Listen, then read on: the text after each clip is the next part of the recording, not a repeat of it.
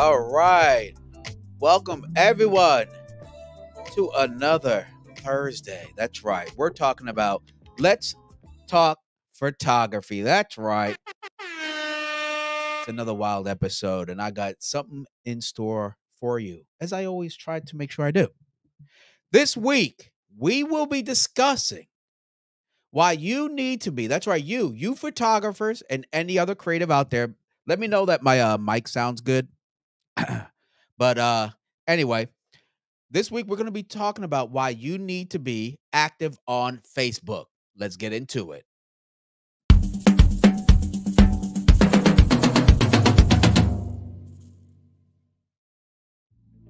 That's right. So this week we're going to be discussing why you photographers out there looking to better brand yourself online, you need to be active on Facebook, of course, Instagram, and all things Meta. All right, that's what we're going to be discussing.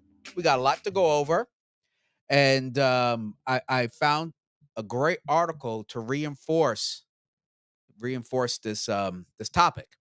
All right, from Hootsuite. Shout out to Hootsuite. And with that said, let's get let's get all the business stuff out the way, shall we? Of course, if you are not following me on any other platform, shame on you. Like, what? Come on, shame on you. uh I'm on Facebook. Ironically, that's what we're talking about, at Robert Silver-Photography. I post there and I'm very active on it. I'm on Instagram, Robert Silver-Photography. I'm on Tickety Tick Tock Tock, and it won't stop. I'm there at Robert Silver-Photography. And of course on Twitter, Robert Silver-Photog. So go ahead and follow me. Send me a message. I will follow you back. Send me a message. If you follow me, say, hey, I just followed you. Thanks, blah, blah, blah, blah. I will follow you back, okay?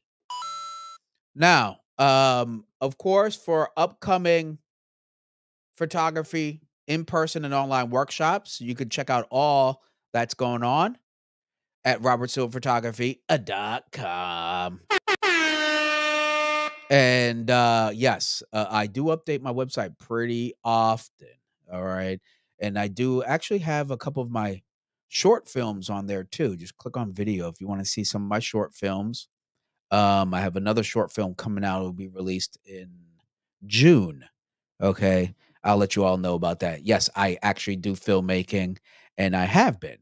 I love photography, but it was actually filmmaking that's how I transitioned into photography. So shout out to films and filmmakers out there.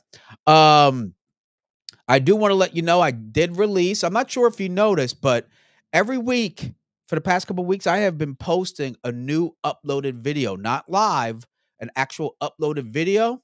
And last week I did a product review of the Suit Photo TP25 RGB tube lights. Those are super fun to use. I'm actually using one right now, right here. My magenta kicker light. Look at that there. Love that. It's a really cool tube light. Battery is phenomenal. So go ahead and check out that review if you're looking for some creative lighting for your setup. Let me stick that back. Anyway, I just like a little magenta kick light.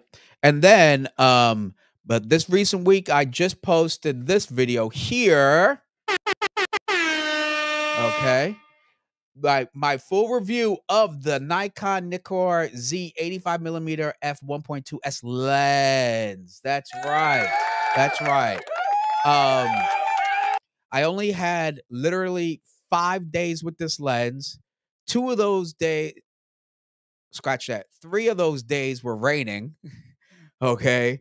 And then I only had 2 days to really shoot with it. So I did 2 shoots in the studio, one with flash photography, and one flash photography and one natural light in the studio, and then I did natural light outdoors in San Francisco. Okay. So go ahead. I did in the video, I posted the photos I took with it, the settings, etc. And let me know what you think. I plan on doing a lot more product reviews. So far folks are liking this review. I'm gonna definitely do some more. I got some more coming up. Next week's uploaded tutorial, I'm actually doing a quick tutorial, and we're gonna be talking about in that video how to schedule posts on Instagram. Can you believe it? What? I know, it's incredible. Instagram finally gives you an ability to schedule your post. Up to now, I have been using their Meta Business Suite to schedule posts. That was like one workaround. And before that, well, you had to use a third party website altogether, like later.com or something like that, or Hootsuite to be able to schedule out your posts. But finally, Instagram is allowing you to schedule your posts in the app itself, only available on the app. I break down the step by step on how you could do it. It's a very short, easy video for you to follow. It will be uploaded this coming week. So stay tuned for that. Okay, because believe it or not, like having your work, doing great work is great, but getting your work out there is, well, it's even better. So there's the icing on the cake. So I believe this will help you to be able to schedule things. One way for me is that I go to the gym very early in the morning. Let's say 5 a.m. I wake up at 5 a.m. I leave the house at 6. So sometimes, but I like to schedule my post around like 8:30 to 9ish, 9:15 is when I want to post. But if I'm in the middle of a workout, well, then I'm not really posting till maybe 11 o'clock or something like that when I leave. So with that said, the night before, I can actually schedule the post out. It'll post, and now I'm good to go, and I can just set it and forget it. Okay. So I should have that. I should have that sound. Remember that? Set it and forget it. Anyway, you all know what I'm talking about. The infomercials. Come on now, I'm not the only one. Looks like we got a couple comments. Let's see what we got going on over here. Okay. Cooley says, right now I'm doing a fundraiser for Food Pantry on Facebook where you have me do prom photos. Oh, okay. Well, he's out there being busy. That's what we're talking about. Stay busy, brother. And then Manila Martin. Hello from the Philippines. Woo! That's what I'm talking about. All the way from the Philippines. He deserves a Mario coin. There we go. Okay. We're talking international. Uh oh. Cooley says need to do a test new Seconic flash. Oh, you know what? I did see that. I did see that Seconic flash meter. It was like $359 or something. I was actually I almost bought it. I'm not gonna lie. I was very tempted to buy it. And so I'm definitely eyeballing it. So I'll get to that. Okay. I actually have some good news about gear reviews. I'll share with you in a second. Hey, Chuck's in the house. Chuck's in the house. Hey, AP Studios. Hello, everyone. Hi, Robert. Hey, thank you. And Chuck, if you want to join the conversation, you're most welcome to. I'll tell you that. Everyone, just to let you know, if you scroll up to the top of the chat, I put the direct link for you to be able to join the discussion live. All right. So don't be bashful. Okay. Don't do it. Vic comes in and says, I was on there today, but in the last 2 years, it's rare I go on Facebook. Just pop in to help admin the Orlando photographers group. Well, you know what, Vic, this is exactly why I wanted to discuss this topic today. This is exactly why. And no shade to you, but I hear this a lot from a lot of people, photographers, models, and for sure anybody under 30. And there's so much potential in Facebook that I'm gonna sound like I work there by the time I'm done. I'm telling you that right now, just without the paycheck. That's unfortunately. So I hope when after the things I share with you, Vic, that it may at least help you to expose you to maybe use implement it into your branding strategy a little bit. Okay. I don't expect you to convert full force, but hopefully this will get you thinking. Cooley says 659 works with Flashpoint and Godox. What? Oh my God. I'm gonna if that's the case, and we're talking about the Psychotic one, I'm gonna have to give that one a Macho Man Randy Savage. Oh yeah. Okay, that's crazy. If it does that, works with Flashpoint and go, oh my. All right. All right, I'm gonna have to work on something then. Okay, to be continued for that Seconic. Coolly, keep me remind me in case I forget or something. Okay, now, what did I want to? Oh, of course. Before we get into our news, all right. Before we get into our news, where did all my stuff go up here? All right, let's do the product drop. Okay. All right. This week's Let's Talk Photography episode is brought to you by the Lumix S5 Mark II. As you can see right here, I'm actually streaming with the S5 Mark II right now. Let me make sure it sees my face here. There it is.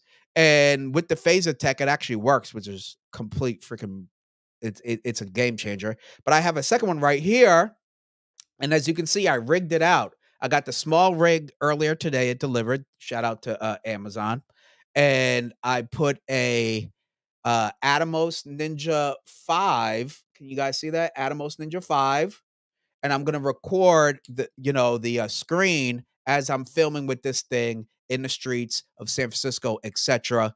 I am gonna be talking about my favorite features of the Lumix S5 Mark II. That's the next product video I'm actually gonna be sharing. And the more I use it, the more I'm amazed by it. And I'm going to be sharing my favorite features specifically for anyone out there looking for a very good hybrid, meaning takes excellent photos. It's 24 megapixel camera, but also excellent video as well. And all 10 of my films that I have done have been filmed on only Lumix cameras. Okay, so shout out to Lumix. All right. S1H, GH5, GH6, S5, S5 Mark. Well, I haven't filmed anything with the S5 Mark II yet, but I'm sure I will. Anyway, so I just wanted to share that with you that as I practice what I preach, which is, um, yes, I love doing photography, but with this how can I say this, ever changing landscape, implementing video into your workflow is only going to benefit you in the future. It's much harder for AI right now to replicate video, right? 24 frames a second, than a still image. Very easy for that. That's why there's so many websites popping up doing headshots, AI headshots for like 45, $25. And it's crazy where things are going to go in the next 3 years. So I just want to use these shows, these opportunities to better prepare you so you can readjust to this market. Now, if this is just a hobby for you, well, then Mazel Tov, you're winning because none of this really affects you. Just go out there and keep shooting.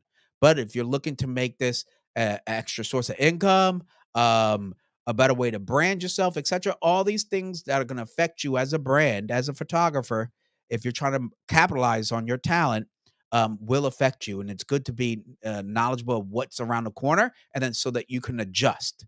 Okay, and that's what really about. I'm not trying to scare anybody. I'm just trying to help you prepare. So there we go. That's the camera I use. I use a lot of Lumix for my video. Like right now I'm streaming with it. It works flawless. It connects with one wire, boom, up on StreamYard. And then I also, but as you know, I'm a diehard Nikon shooter too. So I have my Z9 and a bunch of glass on that. And so my cameras are like my brushes, very, very near and dear, very personal when I buy another brush. Okay. But I don't shit on one brush just because I like another brush. All right. They're all there for a specific reason. That's just me.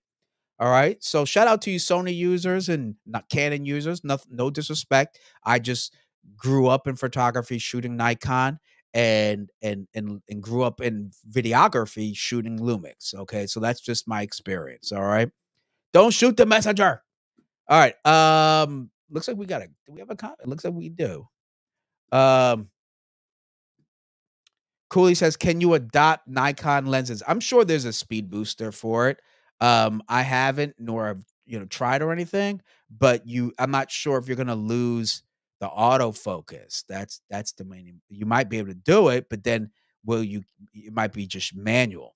Okay, But when I shoot film, when I'm doing short films or anything like that, or even when I did my feature documentary, I didn't shoot with autofocus anyway. A lot of it, if it's a documentary, I have the blessing of being able to pull focus enough and move with the subject. But most cases it was tripods, stuff like that. A lot of static shots, stationary shots. So I was able to work around that and never got an issue with the autofocus for me. But um, but for sure, you might lose that if you're trying to adapt that. I know for sure. Did they do that for the Micro Four Thirds? Yeah, I believe you get a speed booster to do that. But again, you might lose the focus, the autofocus. Vic comes in, different tools for different jobs. That's how I see it. Absolutely. And that's the way I look at it. That's why I'm not married to anything. What I'm married to is the features. Let's talk about it. When I look at a camera, I'm looking at the features. What is it going to do to enable my workflow to be that much better? Does it help me create a more efficient workflow? Well, then that's the tool I plan to use.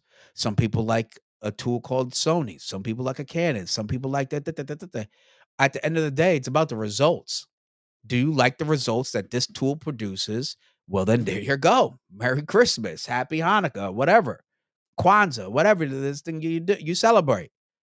That's why I never really got really heavy into it. I look at the features, and that's why I consistently work with these particular tools because these features, I mean, the features that these brands, Canon and Lumix, offer, make my workflow not only more efficient but enjoyable. So that's just my experience. Okay, so absolutely, Vic. Cooley 24 to 70 and that camera. Oh, 24 to 70. And actually, there is a Sigma makes a 24 to 70 art lens 2.8 for the S5, and there is one right. Oh, look at that right here. Let me see if I can reach it. Sorry, guys. All right, so here we go. This is a Lumix, an actual Lumix lens, 24 to 70, right there. Right. Let me get my face out of there. 24 to 70, f 2.8, pro grade. I think it's actually focusing on that. So let me see, take that off there. There we go. 2.8 Lumix lens. And I love this lens. And what I like about it for what Lumix does, what their stuff is they think about filmmakers and videographers.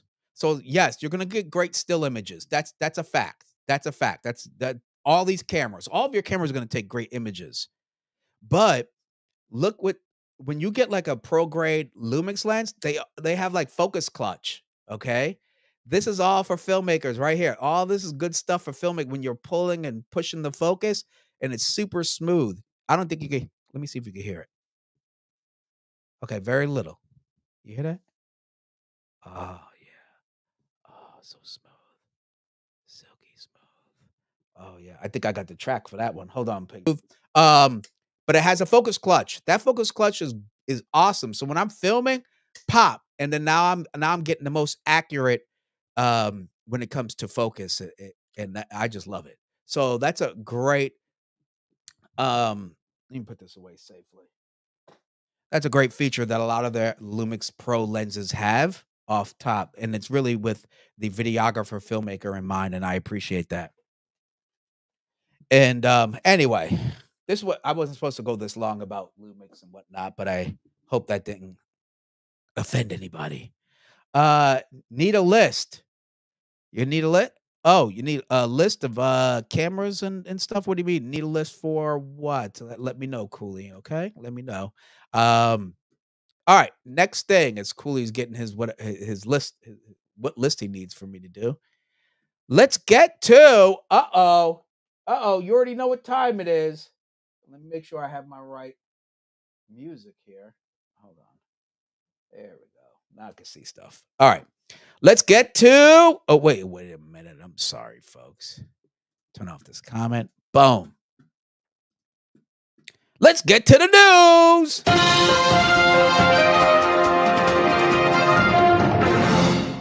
All right, this week has been crazy. I'm telling you, photography news.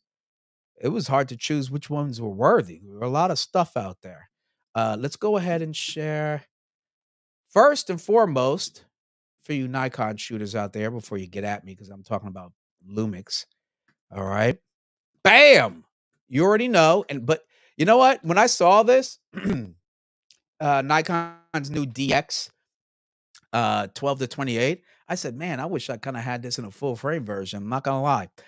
Because of that wide zoom, the 12 to 28. I thought how cool that would be. It has a VR too. Wow, that's pretty cool, you know? So that would be a fun little lens. So if you have a crop sensor, a little DX mirrorless, this would be a pretty cool, fun lens to have. I mean, tell me if I'm lying. I think it would be super fun. And you know what? Sometimes you don't matter of fact, what am I doing? I think tomorrow or the next day, I'm going to San Francisco. I'm just gonna record B-roll with this with the S5 Mark II. And you know what? I'm actually gonna keep the kit lens on there. That's right. I'm gonna keep the kit lens on there just because um I want to just have fun. I want a light lens, honestly. I want a light lens. This is a 20 to 60 millimeter and it's compact as hell. Here's my hand for some reference. Look at that. The lens and the body's about as tall as my hand. And I have a big brain, not the largest hands. Anyway, but with that said, that's what I'm doing. So when I saw a lens like this come out, I thought about how fun that focal length would be, right? I mean, what do you folks think out there? Like this that's a 12 to 28. That's pretty useful. I know what and in DX it's more like a like a 18 to I don't know, 40 or something like that. But times about 1.5. Um oh, Cooley comes in. What did he say? Oh, for doing video, need a lit. Oh, actually, that could be good. I was thinking about doing some videography videos for this channel. I wasn't sure if you folks would be interested or not, but maybe I should. Maybe I should do some just to get folks more accustomed to thinking, photographers should be doing video too. At least that's just my notion. I don't see too many people, but I really think you should because your camera already could do it. But anyway, so we have here Nikon's new DX. Let's take a little peek, shall we? Bam. All right. So they just announced their ultra wide lens designed for content creators and vloggers. The lightweight lens is widest Nikkor ZDX format lens yet. That's such a nice little wide lens. It looks super compact too. It's probably plastic as hell though, but still it looks kind of fun. Um, the Z 12 to 28 millimeter f3.5 to 5.6 PZVR lens delivers a 2.3 times zoom ratio, equivalent to a 18 to 42. Okay, I wasn't off. I said 18 to 40, but lens on a full frame FX format camera. Think about that. That's a fun focal range. That really is. That's a nice one. 18 to 42, especially for video, thus for vloggers. Um, the lens maximum angle of view on an APS-C DX format camera is 99 to 53 degrees. Let me see if yeah, look how short that is. That's actually if you have a DX, what is it like like the Z30, and I believe the 52, the Z50. This would be great for some street photography, I'll tell you that. This would be really fun, and some, landscape. Surprisingly light, which I figured it would be, weighing just 205 grams or 7.3 ounces. Damn, that thing is light. Um, what's the millimeter? Oh, 67. Oh, shoot, that's the same millimeter thread as the lens I got on my camera here. So yeah, this is a great one. So for you folks out there, if Nikon is dedicated to providing lenses, damn, they look good. Nothing wrong with it. Nothing wrong with it. Nothing wrong with it. Look at it. Looks solid. The images. So for you folks, you don't have to go all out and get a Z9 to just be cool. and capture great images. Heck, if you have a DX camera, these mirrorless cameras are just blowing stuff out the water. It's crazy. It's nuts. Maz comes in. Uh-oh. Nikon Z30 package with the PZ lens and the tripod remote for 1,000 is very competitive. I hope they can make it happen. Absolutely. Matter of fact, that would be hold on.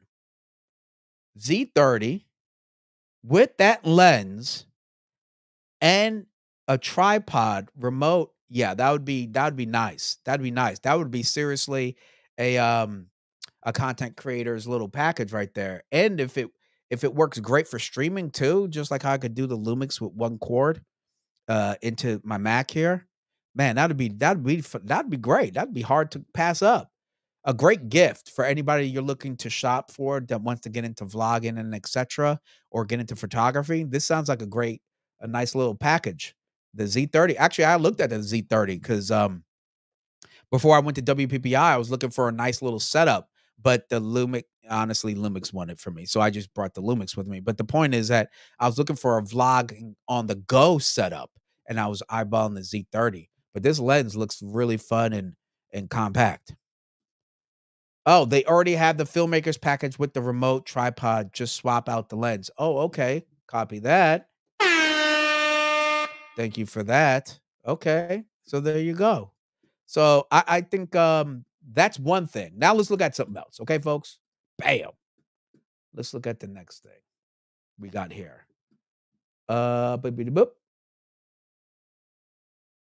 Oh, look at this.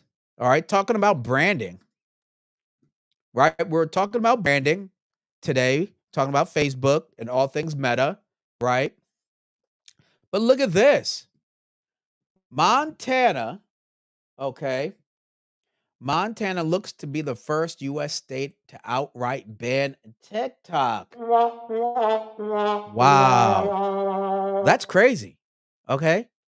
That's crazy. Montana's legislature just passed a bill that would force app stores like Google Play Store and Apple's App Store to ban TikTok in the state, making it likely to be the first in the US to ban the social media site. What? Following the bill's 54 to 43 passing, it will go to Montana Governor Greg Gianforte, who must sign the bill into law. Pushback from Gianforte is unlikely after the governor already banned TikTok on state-owned devices. Wow. He claims the app shares information of Chinese Communist Party. Blah, blah, blah, blah, blah. We've all heard this. But wow, what is this? That's why, folks, that's why I'm having a show like this today. Not to better promote Facebook. It's just to, like, if you're trying to build your brand online more effectively, you have to cast your net out there and make it wide. Don't just live and die by what's the newest, hottest, shiny object in the room today, which is TikTok. Because before you know it, it may not be. All right. And we could say, what happened to Vine? Hello. What happened to MySpace? So if we put all our eggs in one basket, ergo TikTok in this case, you may lose out. Well, if you're in Montana, okay. But the point is, you don't want to put all your eggs in one basket and leverage um, your entire branding online onto one damn app. All right. And being that it's a low bar to enter into all these apps, I say get on as many as you can because they probably already have your info anyway. So, which sucks. But the reality is true. And that's why I try to be active on as many apps as I can. Um, especially I want to say the big five, you know. So, with that said, Montana looks so if you're looking don't worry. If you haven't got on TikTok, don't worry about it. All right. Because who knows what's going to happen with that damn app. All right. And they're aiming like a sniper to take that app out. And this is what Montana passes this. This is a precedent. And other states may lean and use this precedent to do the same thing in other states. Not saying it's going to happen in every state, but for sure a couple more can happen. That's definitely realistic. So when you're looking to brand yourself, just realize I'm not saying not to use TikTok, but just realize you want to cast a wide net when doing social media marketing and to further market your brand online. All right. So that's why I wanted to bring this up.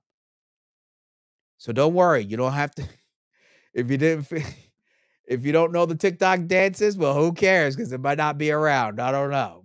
All right. Let's go to the next one, shall we? Um, bam. Share.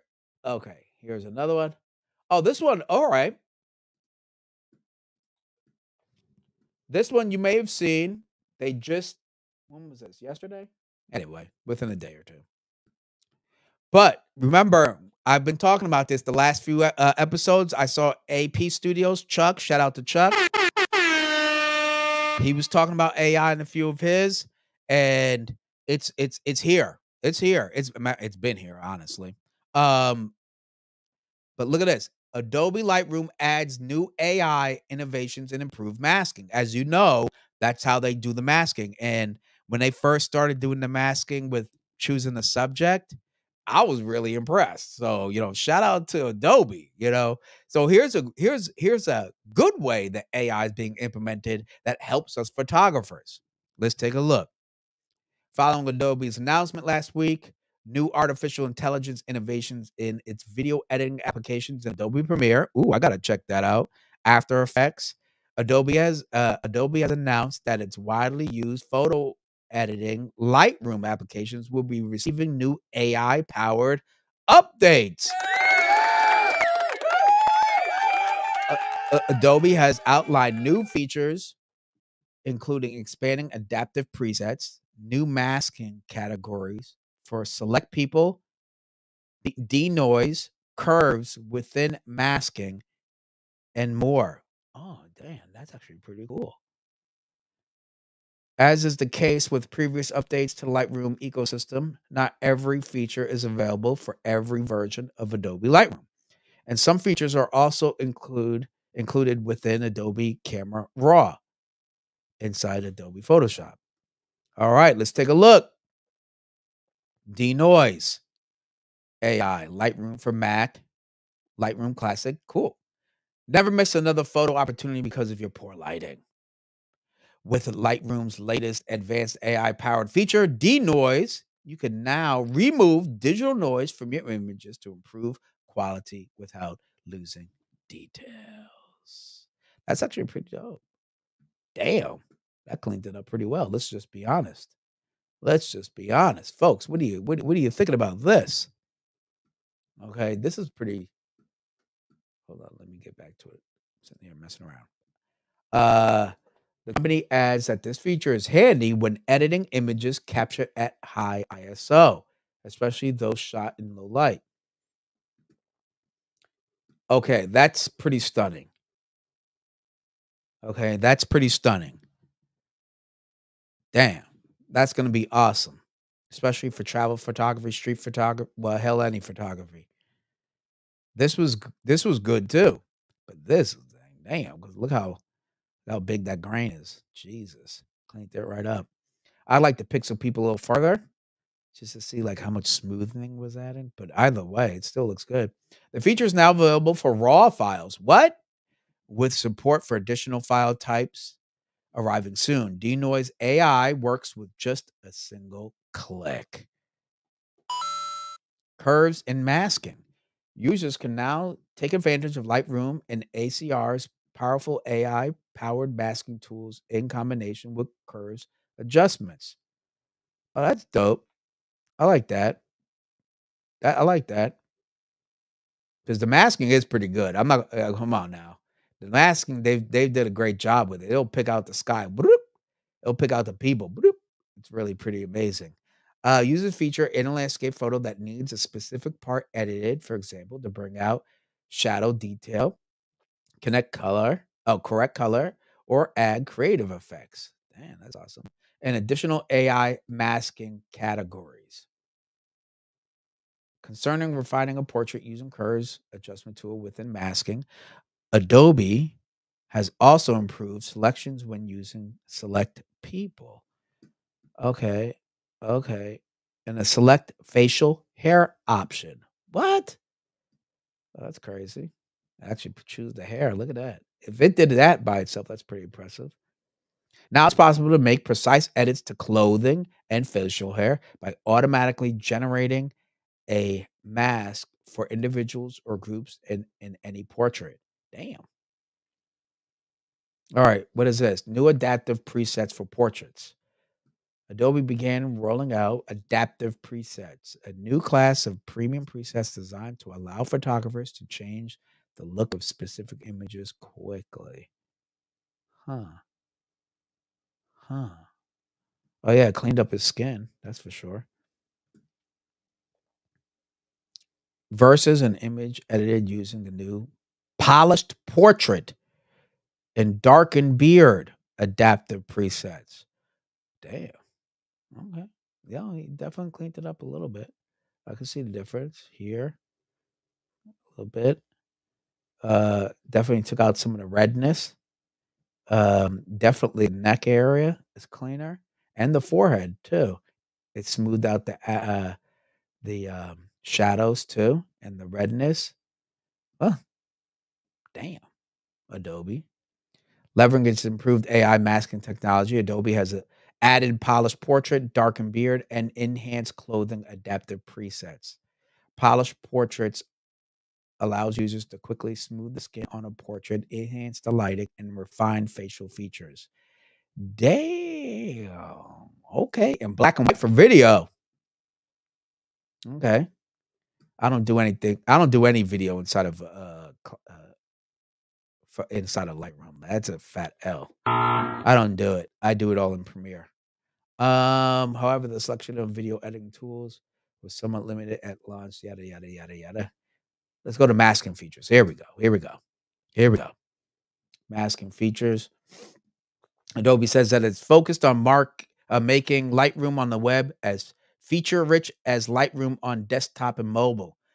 To that end, AI masks are now available on the web, starting with Lightroom selective adjustment tools. Okay, all right. Okay, so that's for the Lightroom on the web. Congrats to that. Well, wait a minute. What is this for? Oh, that you can like add that into the metadata or something. Anyway, all right. So that's about it right there. That's pretty cool. Shout out to Lightroom for that. Oh yeah! Give that a Macho Man Randy Savage right there. That's pretty dope. I can't wait to play with some of these features. All right. Now we are officially done with the news. Who would have thought?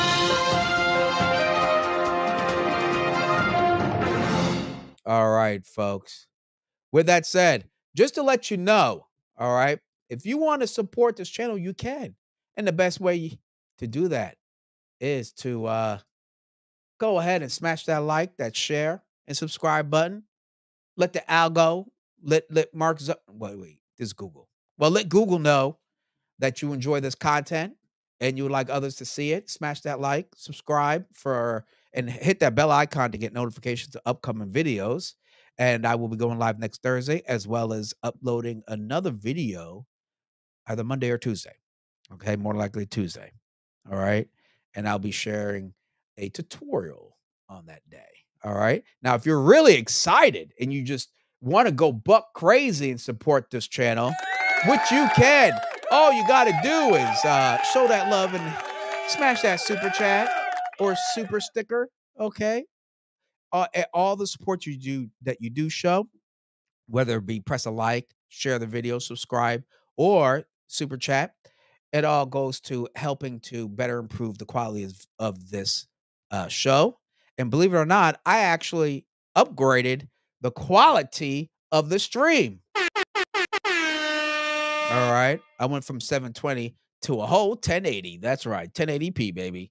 So, which costs more. But you know what? I want you folks to have the best quality experience. Um, with that said, oh, what in the world? Oh man, look at Chuck over here coming in. Oh, you know what? I got something for here we go. I have to give Chuck a SpongeBob thank you. Thank you for your patronage. Um, Thank you, Chuck. I really appreciate it. Very much so. Now, what about that Nikon 85 1.2?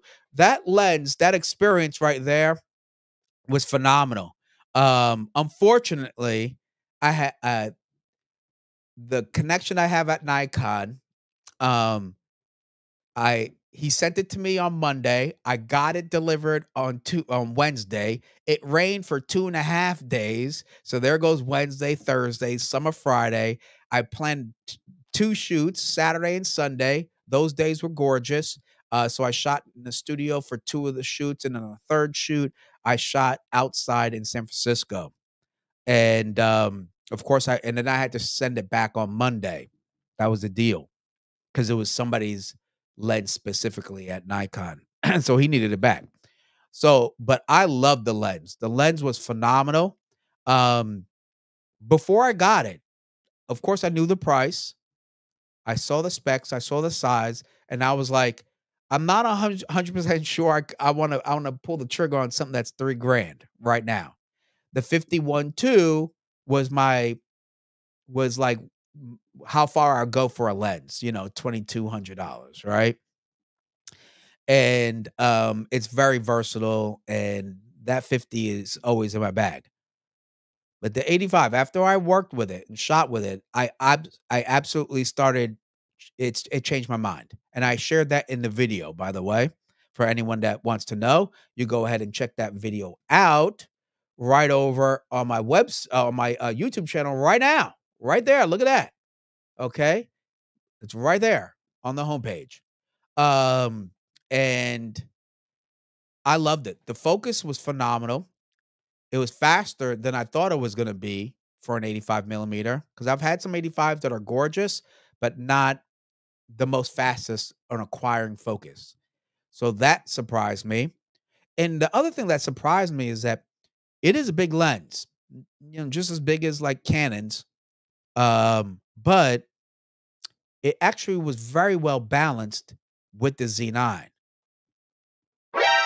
That's right. I was shocked. I was shocked at first on how much the weight did not bother me. That was one huge thing that I noticed. Cause excuse me, on Sunday I shot in the studio, and then we went to San Francisco. We did a natural light portrait shoot in the studio, and then we went to the city. So I was shooting all day, and I had a lot of fun. I even did some street stuff, shooting the bridge, etc., as well as the model. And I never got tired holding it, and I think it's because when you pair it with the Z9, the balance is pretty phenomenal. So, that's been my experience, but Chuck, I know you have one. I believe you own one, right? So, these are my experiences. I would love to hear, your experience with the lens. Feel free, and if you want, click that link on the top of the chat, and you could join the show. It's all good. Alright? I got room for 2 or 3 or 4.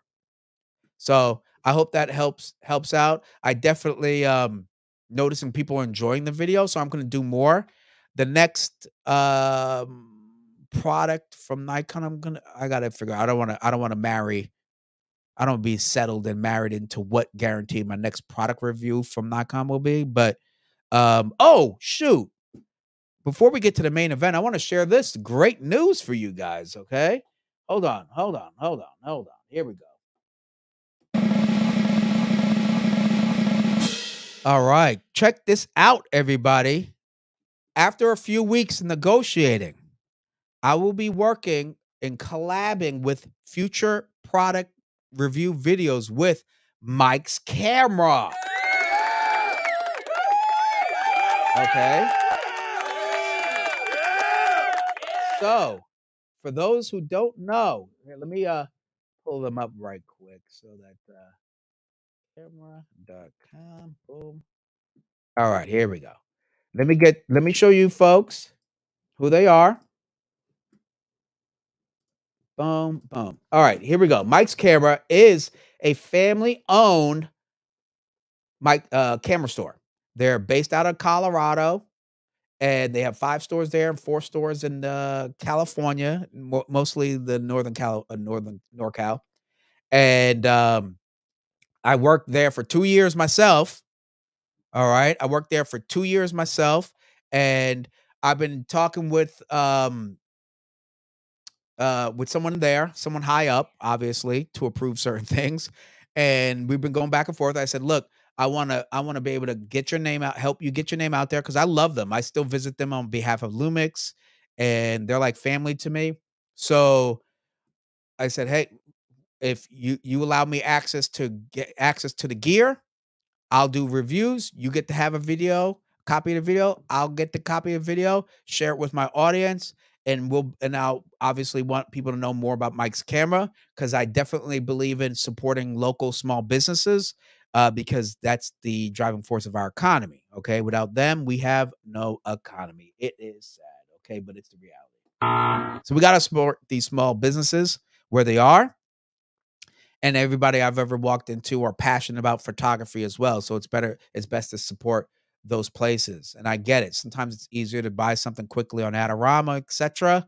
But if you have a local store in your area, go in there, pop in, because a lot of times those folks will actually know who you are. Okay, and they'll, yo, you like this? I guess what I got in. I like the service is just more personable. So anyway, so I will be teaming up with Mike's Camera, doing open box videos in their stores. That's definitely part of the plan, and as well as product review of gear. Matter of fact, I would like to do one on this camera. That would be kind of cool. This one looked to have some fantastic autofocus. So I'd like to try this one, the ZVE1. So yeah, I won't be just doing reviews on Nikon. Of course, that's where my heart's at, and Lumix, where my other heart is at, of both sides. But I want to test out and try out all sorts of brands. And that's why I talked to them about creating such a partnership. And they finally said, all right, let's see how a couple of videos go, and then we'll go from there. So hopefully, with your support, we can show them, hey, this collaboration is beneficial not only for them, but for you, my audience. All right. So hopefully you all like that. I don't know, but I'm gonna give myself a round of applause. Thanks, Chuck. Appreciate that. Yes, I hope that this turns out to be something amazing. It was an idea I had, and I just decided to send an email and shit, we'll see what happens, if a matter of fact, if anybody has ideas of or recommendations on what they would like to see reviewed, oh, definitely let me know, and then I'll talk to them and see what I can get my hands on.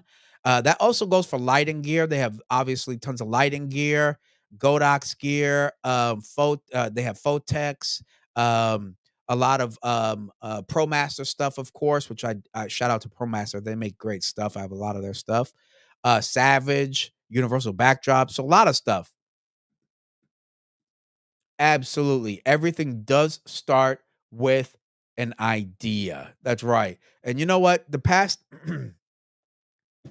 I don't even put my personal business out there, folks, but look, I want to keep it really real with you folks, okay? Because I see the same faces, I see the same names, and this is as Chuck says, it's a community. So with that said, I'm going to share something personal with all of you. Let me get this thing off my screen. To what you said, everything starts with an idea. Absolutely, Chuck. I couldn't agree more. Um, and what I've noticed the past month and a half, I've deleted all sorts of distractions in my life. I deleted every single stupid dating app off my phone. I deleted even caring about being distractions. I just killed it, erased it out of my life. Except the gym, eating better, and being around a good friend or two. If it doesn't have to do with that, and of course, family, I do not have time for. I just don't, none anymore. And my productivity has been through the roof. Through the roof. I'm doing things I knew I had the ability to do and just haven't done it because I allowed myself so many stupid distractions. And if it wasn't for me branding myself online, I wouldn't be on half these damn apps. Okay. That's the good, honest truth. So when I speak to you about Facebook, Instagram, or whatever else, I'm talking to you as a branding tool, as a marketing tool. That's it. Friendships are made face to face. You break bread. Remember that? Break bread, buy a beer. I got you next time, blah, blah, blah. Create memories. These apps for me are tools to brand myself and what I recommend you doing to use these for. Nothing else. So the more I've learned to erase these distractions, the more productive, the more better the quality of my video. I'm at, I mean, you might not know, but my video quality has not only gotten better, it's more consistently better. And today it hit me. I said, "Man, you know what? I, I've just been less distracted. I've been more focused, and it's been a blessing." So I recommend everyone to go monk mode for a minute. I'm telling you, it works. Likes, people, please. Well, I don't care about the like. I used to chase that dragon, the likes, and I need more comments, this, that, and then third. And I get it. There's a necessary evil to it, but it's like, you know, but it's evil too. So, you know, Chuck comes back. If you're watching, you are interested. If you're interested, then give it a like. That's right. Come on. Come on. Chuck's saying, come on, likes, people, likes. All right. Come on. This is like the cheapest entertainment. What Chuck and I do, we do this because we're passionate, we care, and we want to get you involved. This is an action sport. Photography is an action sport. You cannot be idle and become a great photographer. That just doesn't work that way. Come on. So at the least, if you're not out there shooting and you're watching and you're hanging out with us, you could at least smash that like button. You don't have to do a what is it called? A super chat and all that good stuff, which does help. Trust me. All right. But at the same time, at least a like. The like really does matter. Right. So thank you, Chuck. I appreciate that. All right. Thank you for your patronage. And all these sound effects, I look for these sound effects to annoy you all with. All right. I take a lot of passion. I mean, a lot of care into searching for the most obnoxious, annoying sound effects to press. All right. That takes time. All right. Manila Martin comes in. Sounds great. I like hearing about your successes. Small ones will lead to big ones. Absolutely. Oh, yeah. 100%. 100%. And what's funny is it's those um it's like even though it's like small successes, I always say celebrate your small successes, but when you look back after 6 months of small successes, you realize how big of a difference it's made. And I'm starting to realize that. I'm starting to see that. I'm starting to see again with all of you, the same faces tuning in. It's saying that what I didn't tune in last Thursday. Sorry, that was my bad. And then Cooley hits me a message say, "Hey man, I was looking forward to it." So now I'm like, I appreciate being held accountable and realizing that what we're doing, what Chuck does, what I do, and what Vahography does, it's bigger than us, right? Other people are relying on us to do this. So that's why when we ask for a like, a stupid little like, it should mean nothing. Come on, folks. You know that. All right. Anyway, Chuck comes back. You be you, man. Thank you very much. I appreciate that. And that, I gotta set myself apart. That's why I got all these cool sounds. Cooley comes in. If I could ever press this thing. What's going on here? Huh. All right, there we go. Ooh, StreamYard like had a brain fart. Life's greatest journey begins with the first step. 100%. Okay. I'll give you a Mario coin for that one. All right. Now, with all that said, come on. We came here for something else. We came here for something else.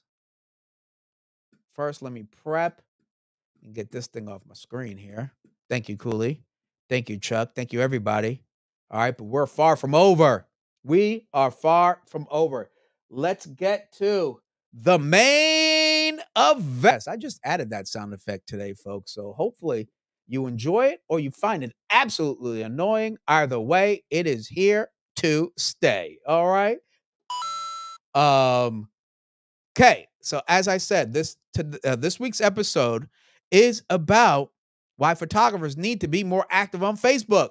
I found this blog by Hootsuite. Shout out to Hootsuite. Feel free if you ever want to, you know, support the channel. Okay, support the movement. Um, 42 Facebook statistics marketers. That means you photographers. If you're trying to brand yourself online, congrats, you're now a marketer. Need to know in 2023. As many of you know, yes, I love talking about photography, but I also love talking about the business of photography.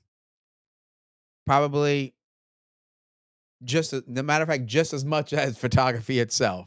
All right. And that's just because what I do is I'm always trying to brand myself and market myself and thus create more forms of creative income through photography. And being that this platform is about sharing, it's what I'm going to share with all of you. So let's get into it. 42 reasons I'd like to say that you need to be more active on Facebook. Okay, let's get into it, folks, shall we? Look, the first one is obvious. All right, look at this one. Facebook has, let me do it like that so you guys aren't cheating. Facebook has 2.93 billion. That's right, I just said it. Billion monthly active users. That's a 1.3% year over year jump or increase of 39 million users. Despite going through a tough year in 2022, Facebook remains the most used social platform worldwide for marketers trying to reach almost every demographic. That's right, photographers. That means when we're talking about demographic, that also means the interest that your potential customers may be into. Facebook is a required component of a social marketing strategy. Look at that. Despite a tough year, they still remain supreme. Still remain supreme. All right. Now, if you're, I'm 43.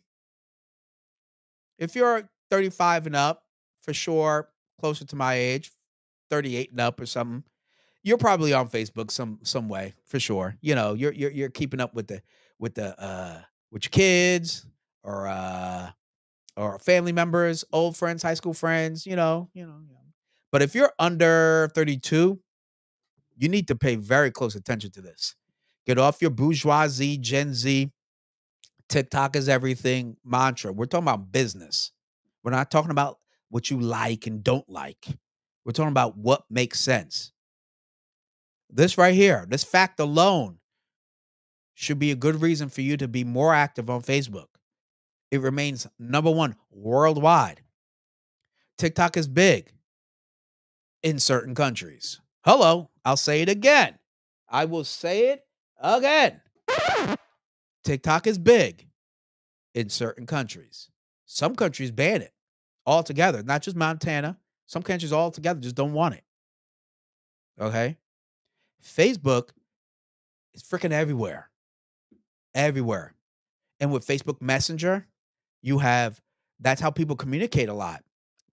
Then they have WhatsApp, how even more people internationally use WhatsApp to communicate. They don't use text message like through our iPhone, regular text. No, they go to WhatsApp. What's your WhatsApp? That's how they do it. That's all Meta. That's all Facebook. It's all integrated. And then you have Instagram.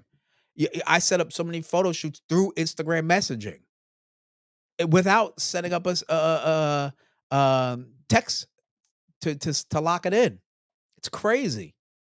Facebook still number one, over 1.3% year over year. Come on, people. That's a fact. That's major. All right. Now let's get to number 2. 36, what does it say here? 36.7 of the world's population uses Facebook monthly. What the hell? 36.7% of the world's population uses Facebook. Okay, that's without Instagram, that's without WhatsApp, etc., etc., which would be much more than this. Monthly, almost 40% of the world's population uses Facebook. That's crazy. Yep, that's 2.93 billion users equals 36.7% of the Earth's 8 billion people as of November 2022. And it's 47% of the world's population aged 13 plus. Damn, that's crazy. So if you're not active on Facebook, branding yourself, creating a Facebook page, okay? Simple Facebook page, putting your information out there, your contact, website, and being active on it, creating an audience or a fan base around your brand, you're losing out. Look at this. Almost 40% of the Earth's population. I mean, that's crazy. Okay, this is the first time me reading through these stats, by the way. I just saw the title and I knew that would be a fantastic talk. All right, here we are. Um, Let me know if you have any questions, comments, concerns, or anything else. But photographers, I'm telling you, if you're trying to market yourself, this is these stats do matter. And that's why I'm talking to you about being more active on Facebook. I don't expect you to be a marketing whiz, but you should have your brand presence on there. Create a Facebook page and put your brand on there. They have too many tools on Facebook that's accessible to you that just help you get noticed. 70%, look at the number 3, 70% of the internet users are active on at least one meta platform.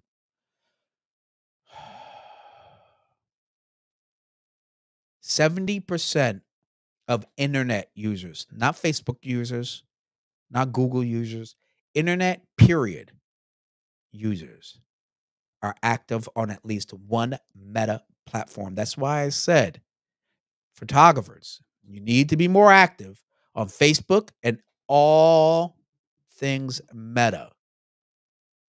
70%. Okay. That means you have access to a lot of potential customers, brands, and ways for you to get your brand out there. All right. Out of 5.3 billion global internet users, 3.71 billion people use at least one Meta app every month, whether it be Facebook, Instagram, Messenger, or WhatsApp. Many use more than one. Yeah, I use all 4 regularly. Regularly.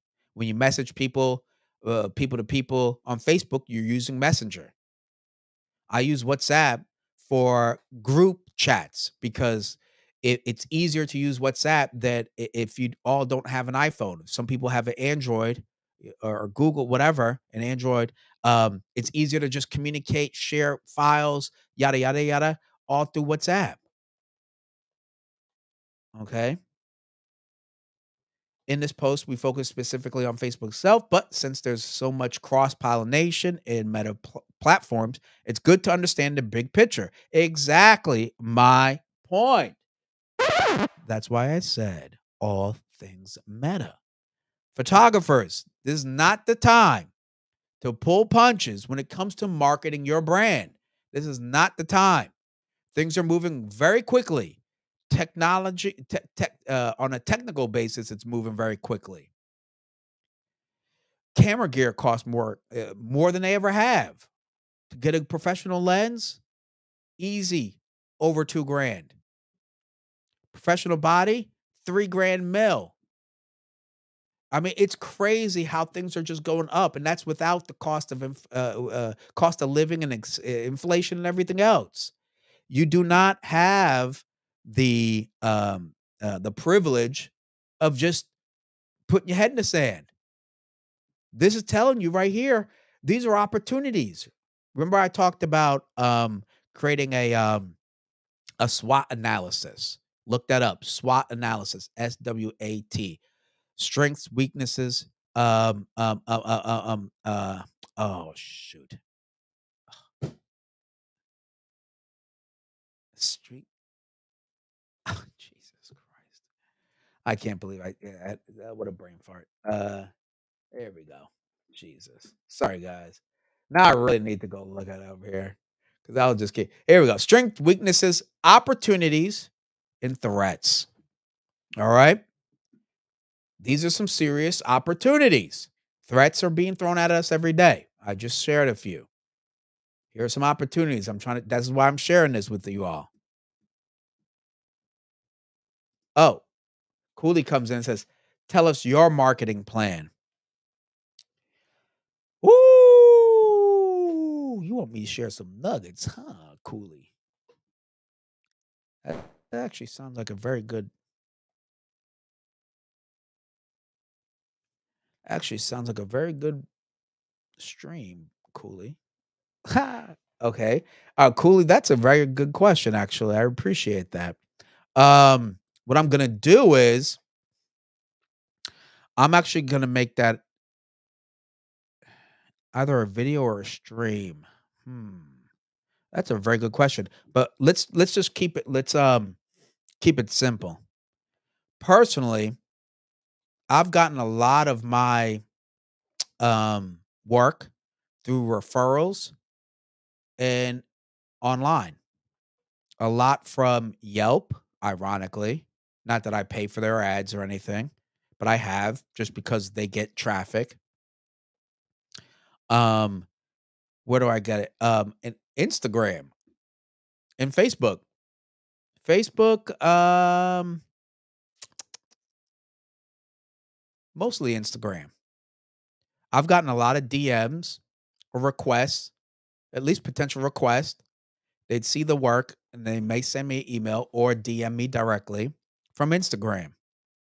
I'm trying to preach to you that just having a presence gives the ability for that customer to reach you that much faster.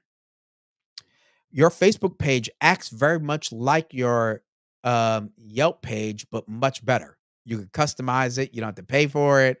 But in terms of um, validation to your brand, it really does help. Let me see if I can open up another. Okay, let me go to another screen here. Okay, I don't mean to digress so much, but I want to help reinforce this. Let's go to google.com. There we go. All right. So check this out. I want to show you guys an example of what I'm talking about. Here we are. We're at Google, right? And by the way, I was a social media marketing manager for a year consulting until this February. And I have a, bachelor of science degree in entertainment business. So business and marketing is just kind of what I do. All right. So with that said, let's go to Robert Silver Photography. Okay. Look at this. Boom. What pops up? My Google page, right? I have a presence on Google Maps. That's right. I registered my business on Google Maps. And this just makes sure that all the stuff pops up. You know, I can obviously from my email, I can control and edit my business profile, right? But since I have a presence on Google Maps, people look at this 152 customer interactions, right? This is already telling the world globally, oh, here's some reviews, yada, yada, yada, all that good stuff. Okay. Now we have my website right here. Look what's number two. Meta. It's Instagram. Right underneath my website, Instagram is number two. Then we have Yelp. We have YouTube because you guys, I appreciate you. Shout out to all of you. And then we have Facebook. So look at that. Meta is on the top page, if you will, of finding me. You have all this other stuff. Single platform. I didn't even know I was on this stuff. But anyway, but the point is, Facebook. You have Facebook right here. Oh, look at that. Is that my Facebook page? I don't know if it's my go to my Facebook page. Yep, it goes to my Facebook page. Look at that. It goes directly to my Facebook page. You got let me see if you see this. Yeah, there you go. So you can see right here. It goes right to my Facebook page. Facebook page has my pricing, my reviews, my other links, contact, of course. I want all that. And all this, okay, my latest post, what I pinned, and then of course, you have Messenger here for when folks message you, they can reach you there. But when I switch to here's the thing about Facebook. Look at this. Check this out. Boom. Here's my Facebook page. But then they have this thing called Meta Business Suite right here. You go to Meta Business Suite. Oh, hoot nanny. It's not showing you. But when you go to Meta Business Suite, you can control both your Facebook and Instagram profile. You can check the analytics of both your profiles in one spot at Meta Business Suite, which you can see right here, which is free 99. You can schedule posts on both pages. That's what I'm saying. And also you can answer messages from both profiles at Meta Business Suite. And Meta Business Suite has an app. It's right here. It's right there. I'm not sure if you can see it. Right there it is. Okay. There's the Messenger app, and then we have the Meta Business Suite app. So that means wherever I'm at, I can schedule a post, answer questions, give a price quote, all that jazz, all from Meta Business Suite. And it's all free. I'm sharing you tools so that you could go back and reach, as we said, 70% of the internet users that are active on Meta. Okay, come on, people. Ah, I'm trying to help you folks out. I want you to win, and it's free. They already got your info, so I don't want to hear any of that. Oh, Cooley says also 5-year business plan. Okay, all right, all right. Now you want to get into that to the business plan part. Okay. That's a little deep, man. That's a little deep. Okay. Uh, right now, if I was to sit down to create a 5-year business plan right now, right? Uh, wow, there's so many influences. There are so many outside influences that would dictate where I'd want to be because the technology is really pushing things forward. Now I have to almost predict where technology may be and how it would affect my business at that particular time. Making and that goes for inflation as well. Think about it.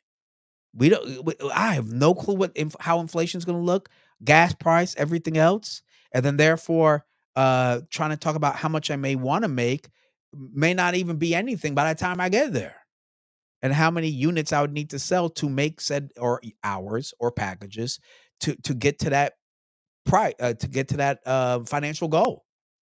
So that'd be a homework right there, Cooley. I don't know if I can answer that tonight. Okay. RBJ comes in. What up, though? Ayo. Appreciate that, Rob, checking on in, man. Anyway, let's get back to the main. Whoops, wrong one. Let's get back to the main event. All right. Boom. Where are we here? Let's take that off. Put this back on. I wish I could set up a bunch of windows. I just tap on it. It'd be so much easier. All right. Let's get the next one. Facebook is the 7th most valuable brand in the world. Meta stock price has had a bumpy ride in 2000, but Facebook brand value remains strong. Blah blah blah. That's great. I don't care about their. I mean, unless they want to share some of their value with me. You know what I mean? So we'll move right up past that. Let's get to 5. Facebook.com is the 3rd most visited website in the world. Listen closely.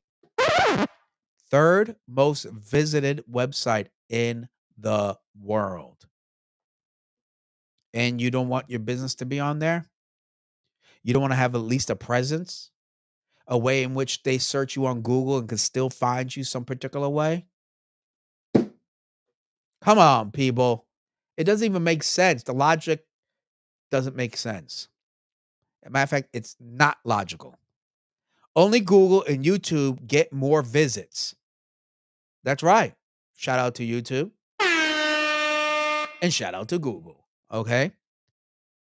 This is just the web version of Facebook. So this doesn't even include the app use. On that note, damn. That means that means just on the just we're not even it's not even counting the app usage of Facebook. It's saying just the .com on your desktop is the third most visited website in the world. Now, please tell me, I want to see the comments. Why shouldn't you have your business on Facebook? Why are you not more active on Facebook when it comes to branding yourself? It's the third most visited .com in the world. Okay? Forget Mark Zuckerberg. Forget all that crap. I'm talking about dollars and cents here. This is why photographers, you need to be more active. You need to be more aggressive in branding yourself if you want to survive. If this is just a hobby, well, then mazel tov, have fun. I ain't mad at you. Okay. Facebook is second most used global app based on total usage time. Only YouTube. What? YouTube tops it. Thank you. I appreciate that. Yeah, shout out to YouTube. Facebook Messenger comes in at number 9. Facebook is also the third most downloaded app after Instagram and TikTok. All right, you know what? Come on. We were just talking about TikTok. You young folks out there, you think TikTok is the where it all starts and stops. Facebook is also the third most downloaded app. Third. Okay, of course, everybody loves Instagram. That isn't going anywhere. And of course, they love the TikTok. But Facebook is right there, um, um, holding its weight, regardless of how cool you think it is or it isn't. Facebook is the second most used global app. That's crazy. Crazy. Over 1 billion stories are posted every day across Facebook apps. Damn. 1 billion. 1 billion a day. Sounds like I need to step my game up. Okay, because I think I only do like maybe three stories a day or something. Stories formats continues to grow in popularity across Facebook, Instagram, and WhatsApp. That's right. WhatsApp. I just realized that like a month and a half ago that WhatsApp has stories. All right. Let me see if I can okay, check this out, folks. All right. So I go to wait a minute. I think there is a way I can share this. Yeah, I'll set it up next time. Where I can screenshot and you guys can see it. But so here's my WhatsApp, right? Bam. Now, if you press on that, you can actually upload a story or a photo or whatnot. All right. So, yes. And I've posted and people actually commented. Cool picture, blah, blah, blah, whatever. It's WhatsApp. You know what I mean? So, I mean, I use it for messaging, but it has a stories function. So, screw it. I'll post something on there. You never know who sees it. You never know who sees it and where they see it. That's one of the questions I always ask people whenever I book a session is, "Oh, how did you hear me? How did you find me? How did my last client find me?" Oh, that was at a networking event. But I always ask, "Oh, how did you find me?" "Oh, Instagram." "Oh, Yelp," or "Oh, this, that, the third." And I'm just always so curious, also to know which platform is really effective. So far, by far, Instagram has been the most effective.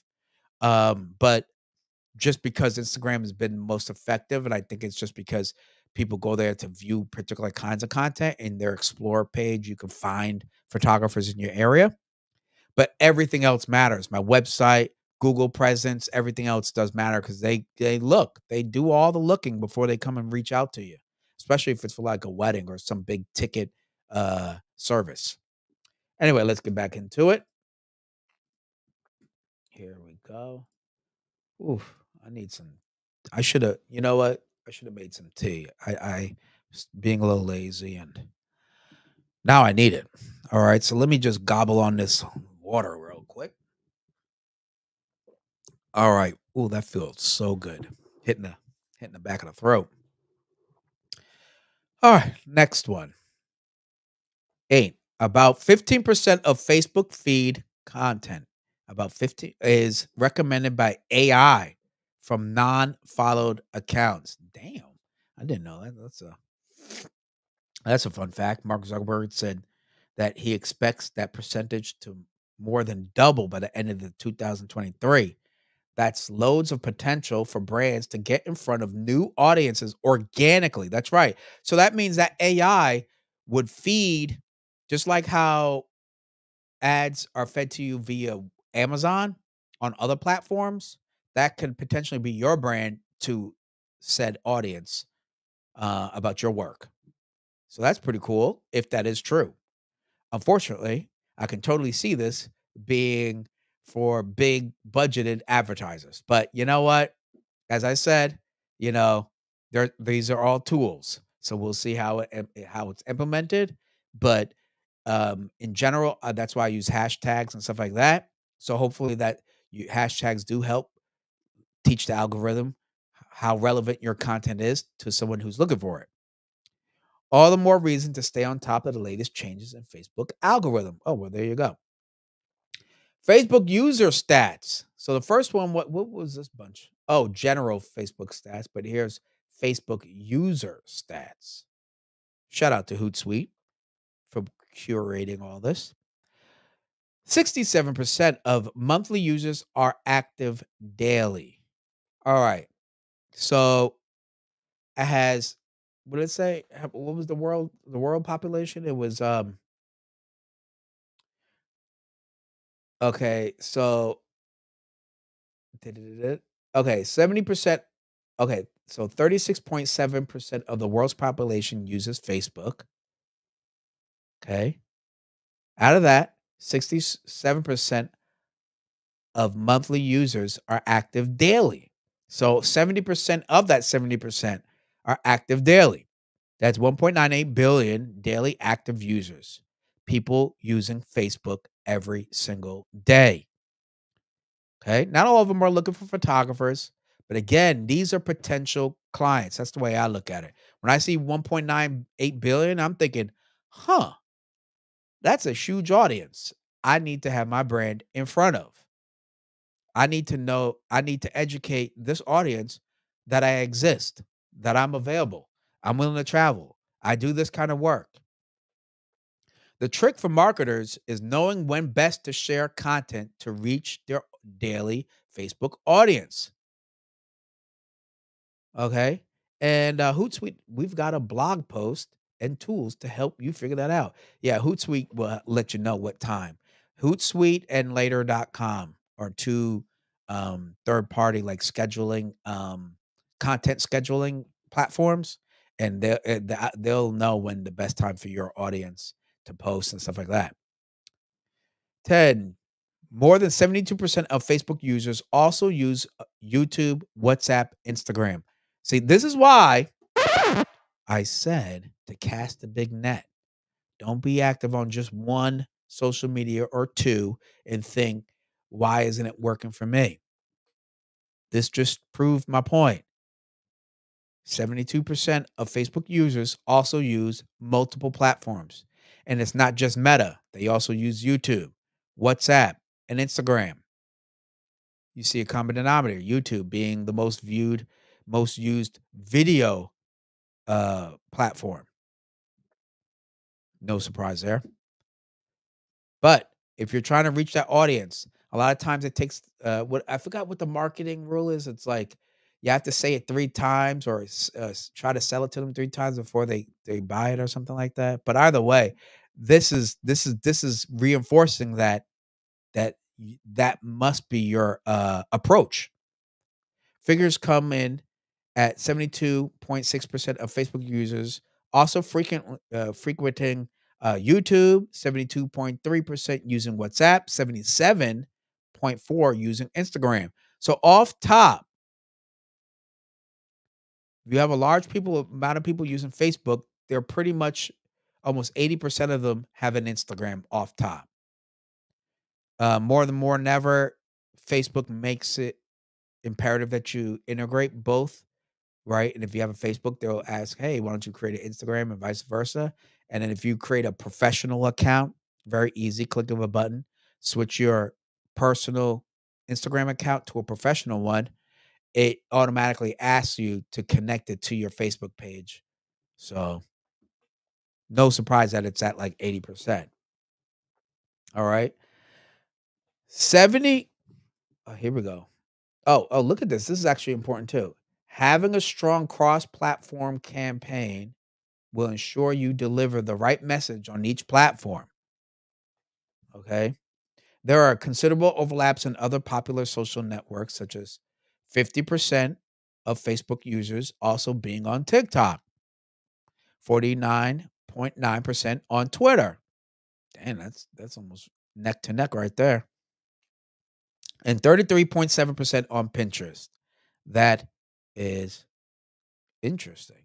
I'm not surprised about Pinterest because people like to purchase stuff, and that app is really good for that, finding things they want to buy or they're generally interested in. But look at this, 50.2% of them are on TikTok as well. Damn. And 49.9 on Twitter. These are all facts, not facts, reasons why you should be more active on branding your photography on Facebook. They didn't call me. They're not helping me out. They're not giving me more, push on the algorithm for this conversation and to share this. I'm not trying to sell you anything. I'm just trying to tell you, like, this is an area of opportunity for you to better brand yourself. And you have access to it right now. 11%, 70% of American adults use Facebook. That's why I said adults generally have money.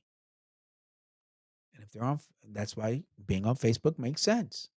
You're traditionally probably going to get a little bit slightly older crowd that are active on Facebook. All right. Younger crowds, they spread over and they devote more hours to certain other apps, Instagram, TikTok, something like that. So if you're trying to reach an audience that generally has a little bit more money, yeah, be active on Instagram. But I guarantee you, Facebook is going to be a good winner for you. Only YouTube ranks higher at 83%. Instagram comes in third at 47%. Damn. 83% people use YouTube. Jesus, if you're not on YouTube. All right. Instagram comes in third. So look at that. 70% of adults, Facebook, 47% of adults on Instagram. So if you just cover those two apps, you're already looking good. That's why I said all things meta, because it all makes sense. Trust me. But as you'll see in the next few Facebook stats, platform's reach is not universal across all adult age groups. No, and you shouldn't expect that. All right. Hold on. Let me just check, make sure I'm good to go here. Cooley says, I think I'm a marketing disaster. Oh, don't say that, man. I think you're hey, you know what? I think you're a winner. All right, brother. All right. Don't say that. Hey, you know what? Not everything I'm saying is gonna work for everyone. I'm just giving out suggestions. Does that make sense?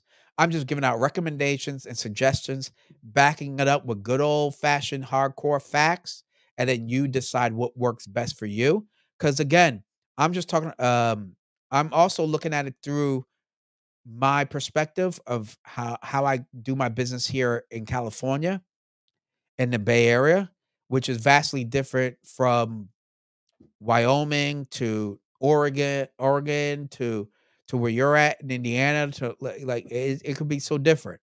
But like I said, I highly recommend it. The facts are kind of, on my side with this one so far. But Facebook is generally pretty easy to get started. That's why and you're probably already on it.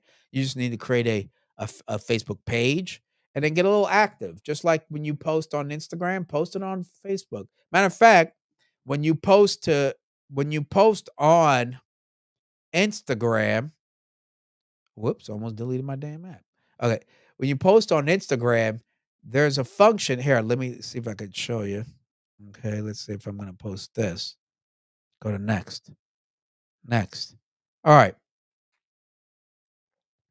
Look right here. When you go to post on Instagram, it already has the feature that says post to Facebook. All right. And it'll automatically post it to your Facebook business page. So, really, when you create one post, you can post to both platforms at once. That's what I do. And then I go to that other app and then fine tune it so that it looks, good to go on Facebook. All right. So when I could schedule it using Meta Business Suite, they both post. That's one way to do it on both as well. All right, let's get back to it. Boop, boop, boop, boop, boop. Oh, uh, 12. Facebook is the first social platform of the 35 to 44 demographic. Damn. Did something just happen? Did something just happen? Heard a little beep. I don't know what that. Oh, look at here. Look at that. It looks like we got a little guest here. Hold on, folks. Let's welcome our ghost appropriately, shall we? Okay. We have the one, the only Cooley's in the house. Yeah. What's going on, Cooley? How are you?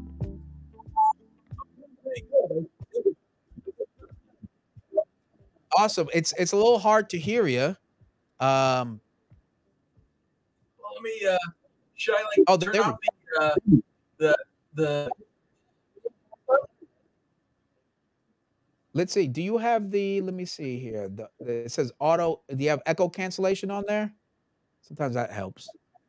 uh It's in the settings in the StreamYard. Sometimes it does it, but maybe it's the distance too. Are you a little ways from the camera, from the microphone? so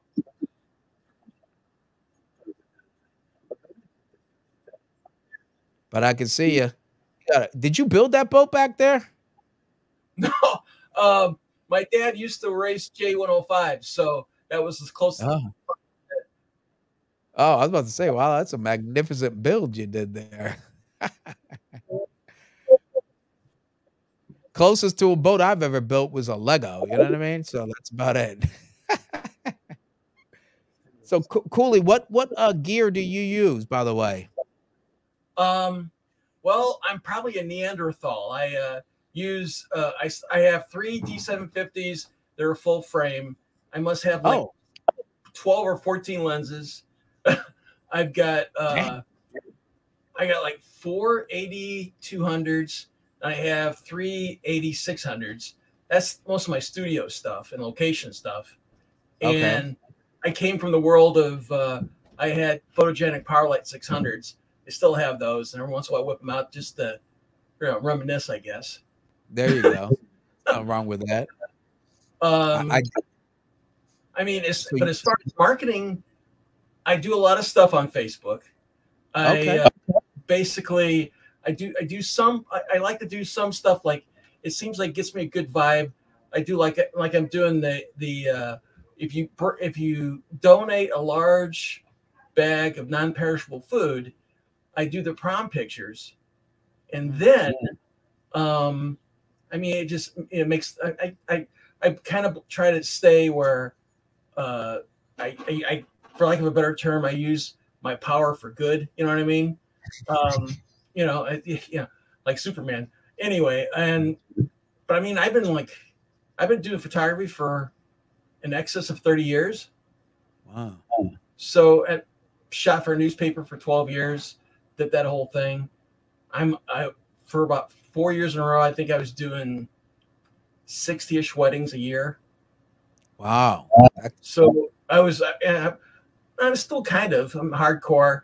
I mean, this last year I've been kind of slowed down a little bit by some health issues and stuff like that, but I'm kind of getting back in the groove for after that, you know. But um, it's like I don't. I just seems like I get a lot of likes on the stuff that I post.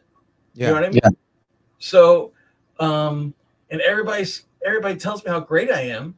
You know, knock on wood, and so I'm getting good vibes and stuff.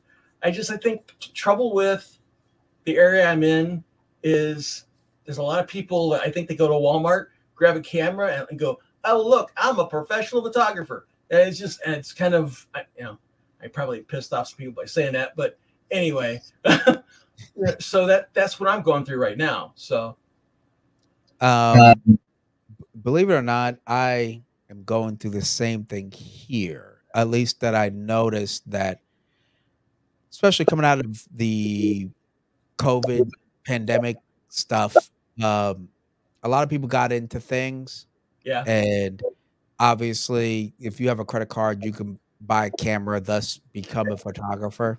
yeah.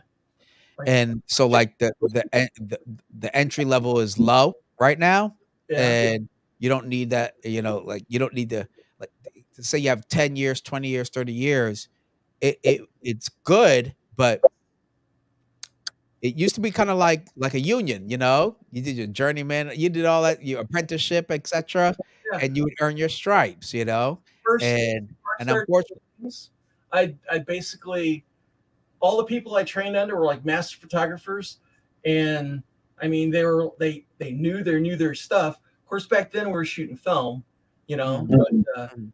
but now it's just, I mean, as far as weddings, it's just not the same anymore, you know. No, that's it's pretty straightforward, and, I that's why I'm sharing what I'm sharing today is just to help photographers to understand that this you have to almost be a marketing agent as well as a photographer nowadays and be keen on what's going on because these things do affect us. When we talk about AI, and Yeah, myself or Chuck or somebody talks about AI, like these things affect us, yeah, and and if we don't if we keep our head in the sand, we're only gonna get left behind. yeah, Uh, and the people that are gonna take over will be people who didn't put in the 10, the 20, the 30. So it's not to scare anybody, it's just to say, "Hey, look, we're here as a community." Obviously, I'm doing this, not because it's a get rich quick scheme. I don't have a Range Rover parked out front, um, but to really help and motivate anyway, and to share, right? yeah. Um, that's why I've been diversifying what I do. I Uh, I I remember for sure a lot of photo shoots. I just had to do portraits, model photo shoots, a lot of them, right? yeah. I do. Um, I Yeah. I've noticed that's dried up some, right? Well, So I had to quickly pivot you and say, have to "Okay, on Facebook because what seems like with Facebook, everybody's giving everything for free. mm, Kind of annoying, you know. But I mean, I can understand too because there's stuff I do because I just kind of get the itch of I want to do something cool and creative and stuff, that's um, right." you know. And but it's like I don't know. It's like I don't know if it's like the Midwest is kind of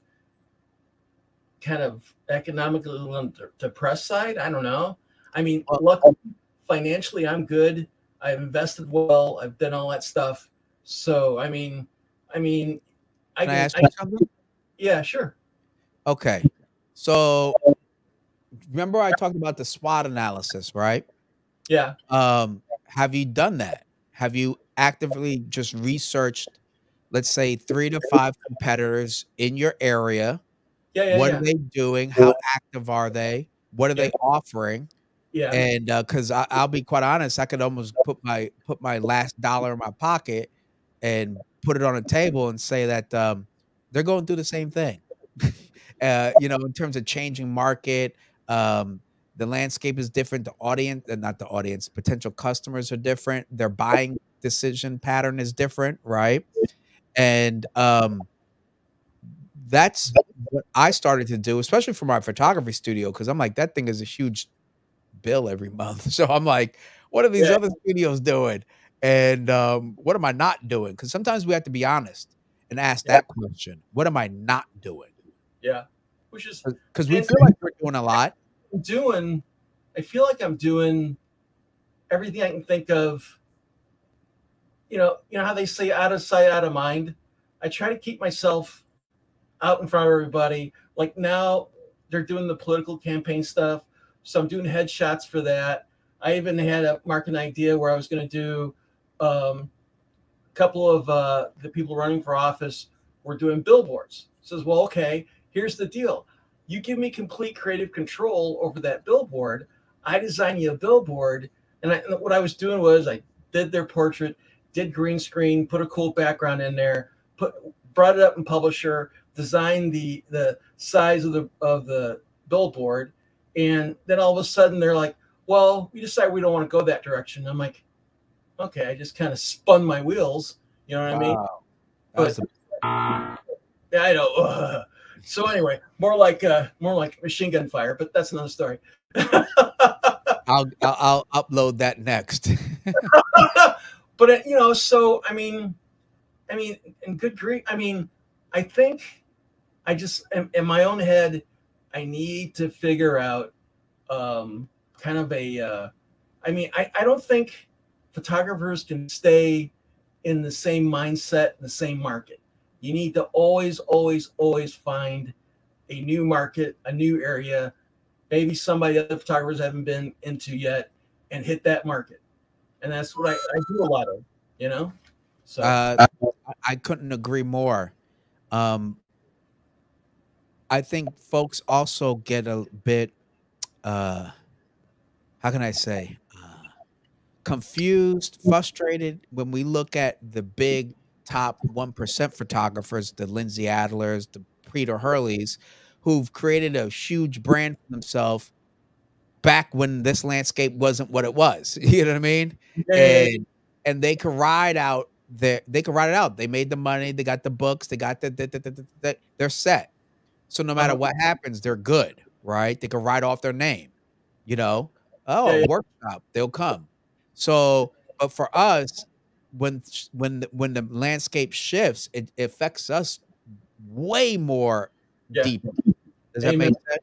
Yeah, amen. Yeah, So that's why I think what you said is spot on. It's like they might not have to pivot as much as we would, but we do because guess what? We got shit to pay for. So, um, I still got bills like everybody else does. So, yeah, we don't have 5 books on Amazon selling, you know?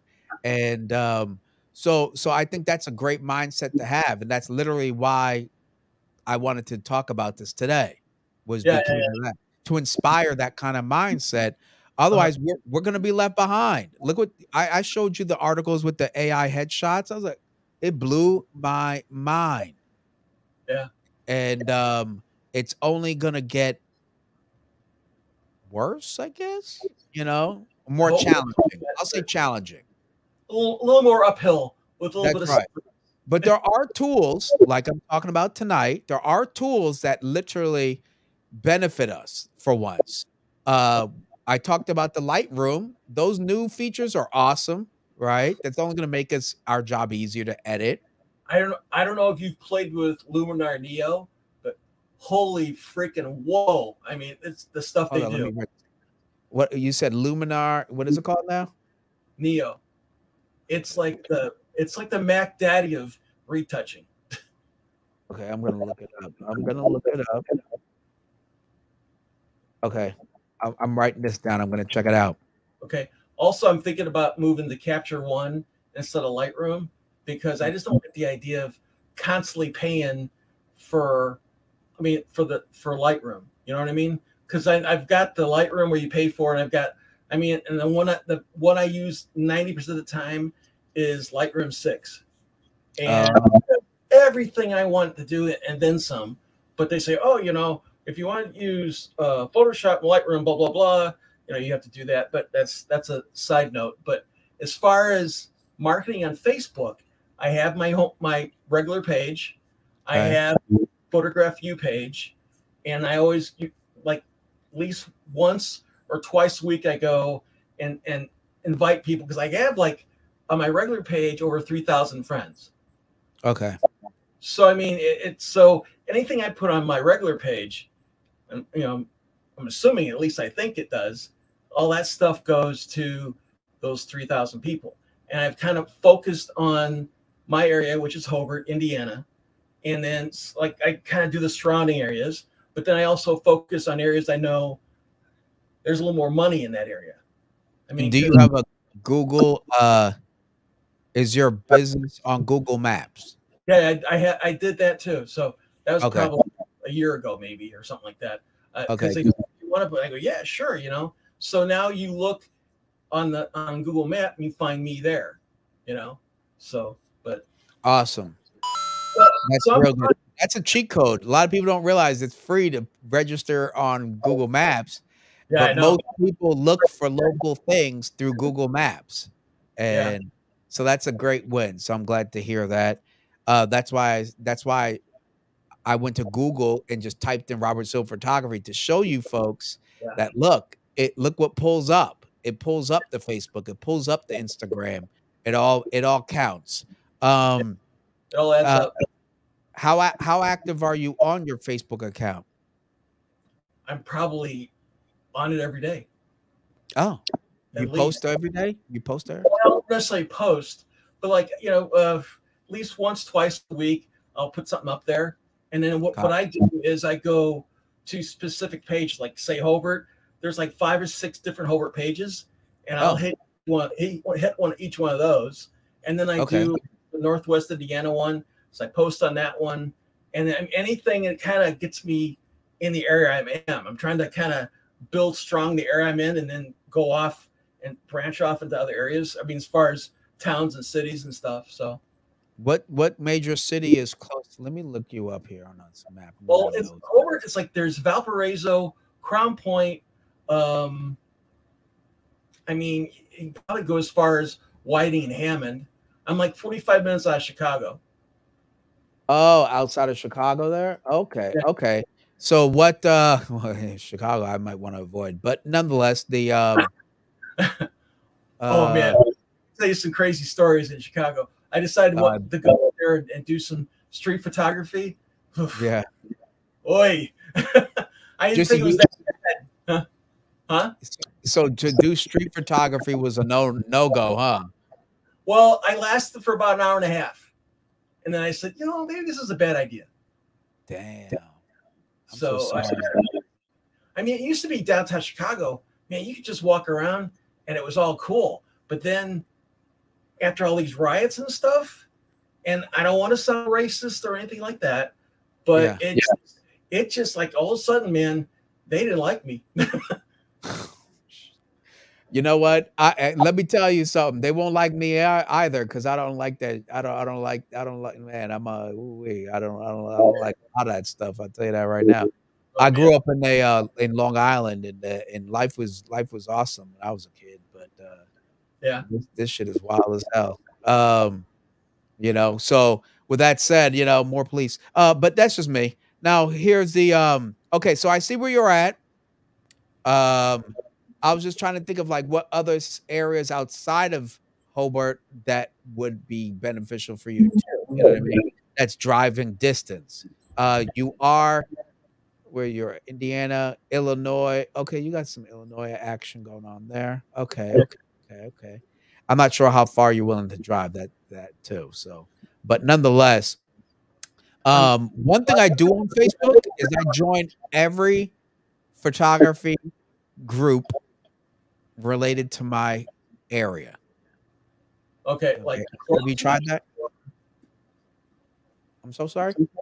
you mean like clubs or like I don't I'm know, glad you asked.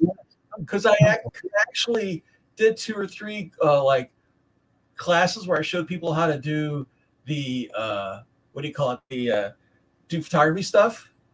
Uh-huh. and they thought I was the greatest thing since sliced bread because I just had a little fun with them and did, I used to be a rep for Canon printers, and I was a rep for Belcar when they were still around. So, Okay, well this is slightly different. Let me show you. So we're here on Facebook, right? uh-huh. So what I do is it's these are just regular groups where you connect with people of similar interest, right? Here's a bunch of group. Look, these are the groups that is suggested because I'm a part of those groups. Look at it. San Francisco Bay Area photographers and models, 8,000 people. Yeah. Bay Area actors and models, 13,000. They all need headshot. Somebody needs a headshot. You see, here's this one. This group has 66.2K members. Now, you have your Facebook page. Now you log into your page like I am right here, right? Uh-huh. Now I go to these groups. All right. Now I'm in. Here's a group, and then I post. I say, "Oh, blah blah blah blah," and I'm posting as my page. Oh, Okay. okay.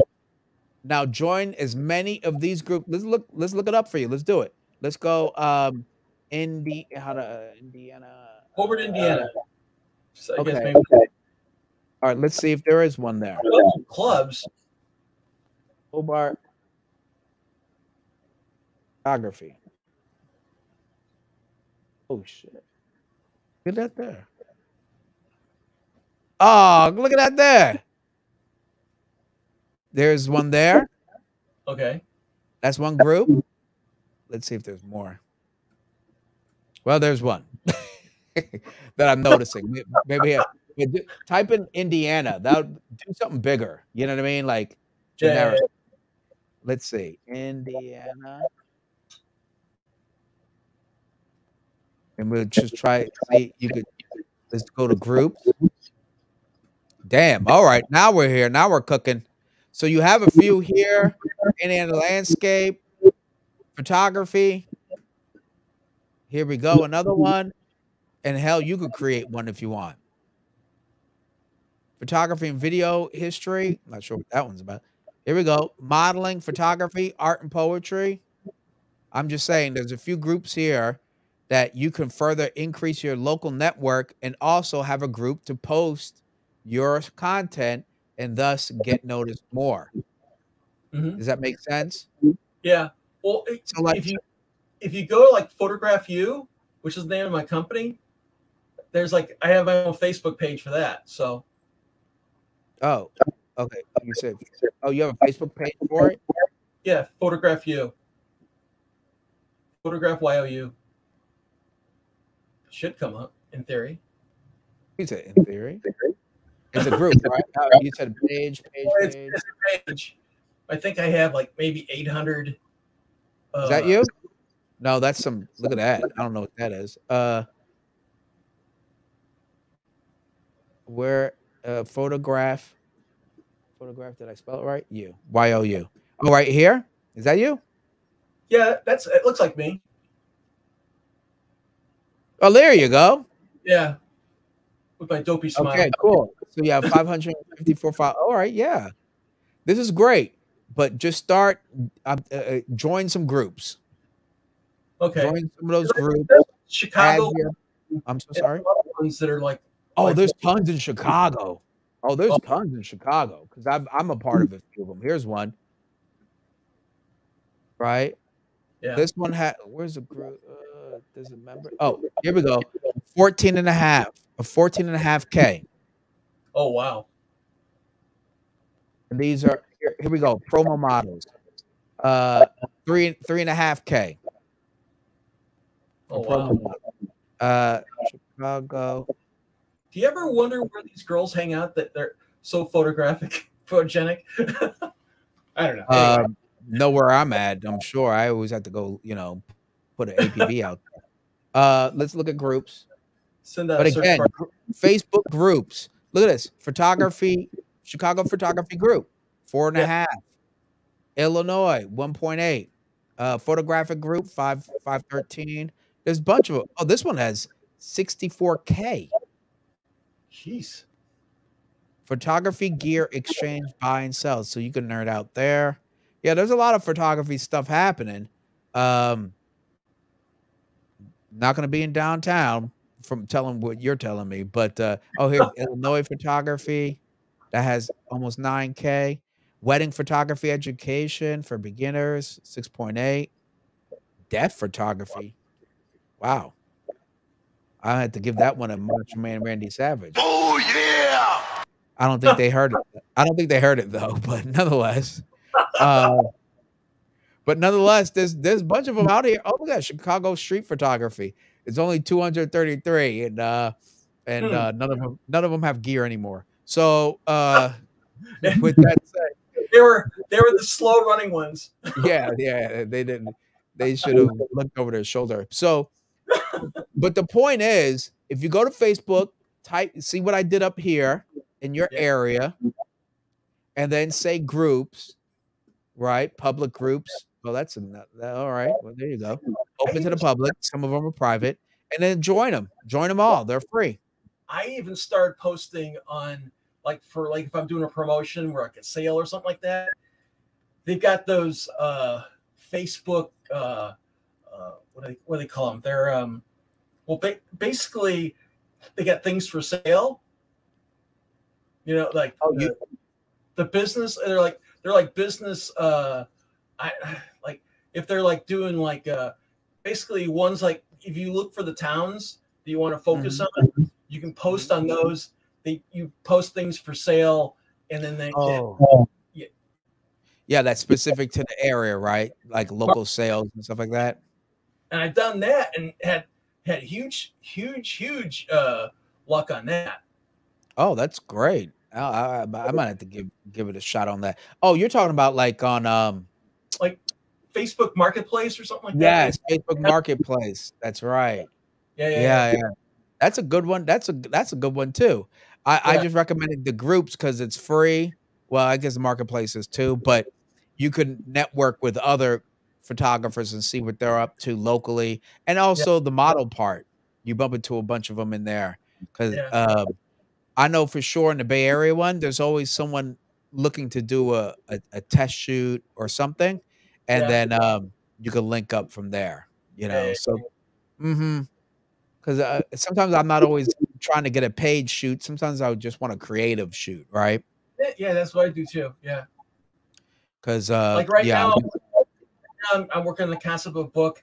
I want to do basically vets, like old vets. I guess there's no such thing as young vets. I don't know, but I want to do a book where I do their portrait, and then maybe on the other page I have like an old photo of them, and then do that as a fundraiser for the vets and stuff, for because they've been doing a lot of noticing that kind of stuff too. so you wanna do a portrait of them where they are and with a portrait of Yeah. when they served? Yeah, kind of thing. And then Oh, maybe some quote that they live by, kind of thing, on that other page, kind of thing. Just design it. Because yeah. In Lightroom, you can make your own books. Yeah, I forgot who do you order it through, who's the company you order it through? I forgot that company. I forgot too, but I'd have to look at it on my thing. But you can order it all you design it and order it all through Lightroom, huh? And then I don't know.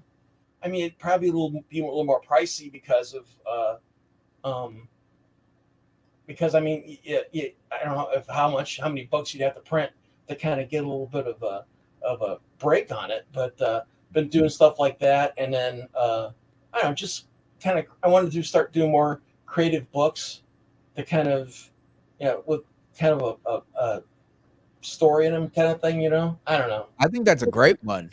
Tell you Yeah. the truth, I think that would be phenomenal. Yeah. Remember the episode, the live show I had Matthew Jordan Smith on there, Yeah. and he talked about his photo book of what did he do? He did families or something like that. Not to do Lightroom, but go to an actual publisher and see if you can get it done. Remember? So Oh, well, that too, but he went to 50 families in 50 states. oh man. Remember? He went hardcore, and Oh, he took photos of every that's what he did for his photo book. Yeah. And not saying you need to get on the road, but the point is, you know, I don't know. Maybe find a whole new market. You never know. hey, you know what? You could be the time photographer that they never had and start shooting everybody across America. But but the point is that like he did it, and I Mhm. think your idea is awesome. You know, throw some. You said you want to raise money for the For VA or veterans. something. Yeah, or something like that. Yeah, you I think know, that'd be phenomenal. yeah, That yeah, I would support it. If you put together that book, I'll buy it. cool beans. At I least I'll have one I'm sold. yeah, yo, if you get an investor, let them know you got one sold so far, ready to go. But no, seriously though, if you do complete that book, I will buy it, guaranteed. Okay, Because and the that's other a book I want to do too is, um, it sounds corny, but it's going to be called Dog Spelled Backwards. I'm gonna do like go around do ministers and their dogs, and then ooh, that's it's going to okay. be, and the name of the book's going to be Dog Backwards. You know? Yes. Now, what would the premise like? Okay, first of all, I've never seen something like that, so that'd be kind of cool. Yeah. Why would you put that project together? Because I could do some sort of a fundraiser, and it'd be kind of a cool thing. It'd be different enough where, I mean, I've got still have a bunch of friends that are in the newspaper business, and I guarantee they'd come and cover me about doing these shoots and stuff. So I But don't why know. that specific one versus because the vet one made sense, obviously. This one is really creative. Yeah, yeah, I yeah. wouldn't have thought about it. But why what made you think of this idea? Well, I couldn't sleep one night. I woke up and it kind of. I mean, a lot of my. It sounds crazy. A lot of my ideas come to me either I'm sleeping or I'm just kind of what I call vegging, or just kind of like Mm, sitting there. And sometimes I'll see somebody else's what they did, and I go, "Oh, I could do this, this, this, this," and just kind of take it to a twisted. whole new level. Yeah. I like the idea. I was just trying to see, like, what's the hook, you know? Yeah, Because I know other peoples would ask, so, anyway, it's a little food for thought, but that's creative. But for sure, everybody I got this money on that vet one, though. That's yeah, for sure. Shout out to our service people out there. everybody Yeah, for at that church would probably buy the book because they're ministers in it. So you're almost guaranteed kind of a, a base there because yeah, you're guaranteed at least potential audience that are invested in it for sure, right? yeah, yeah, Each church and their members, right? My yeah. thing is my thing is why a pastor and their dogs? What makes that special? I mean, I'm sure photographically it'll be pretty cool. Nothing. I'm not trying to poke holes in I know. in your, but why pastor and the dogs? I mean, it just kind of, I don't know. It was just an idea I thought of. Hey, I haven't seen it done, so I'm saying, go for it. I'm just curious. I'm just curious, quite honestly. Like that are like really into humane society, and then Uh, you have people that are really into their minister. So you're almost kind of have, well, the dogs would be kind of like a little bit of an interest, but the ministers and their members would be the big interest. mm, yeah. Well, I'm curious to see where you go with that, but I really want you to I really hope you go hard with that vet one, though. Yeah. Well, there's a guy in England I saw. He's done that with like World War I and World War II vets. And this was a Oh, couple damn. years back, and did it all black and white, and it looked really cool. So that's kind of, yeah, that kind of inspired me to, yeah, that'd be kind of cool. Because right now there's there's like, I guess what describe as like a recreation center, and Mm, everybody in their 60s and so go there. They play pool, they play chess, they play bocce ball, stuff like that. And I was talking to the lady who runs the center, and she says, "Oh my God, I probably have 20 or 30 vets that would do that in a heartbeat."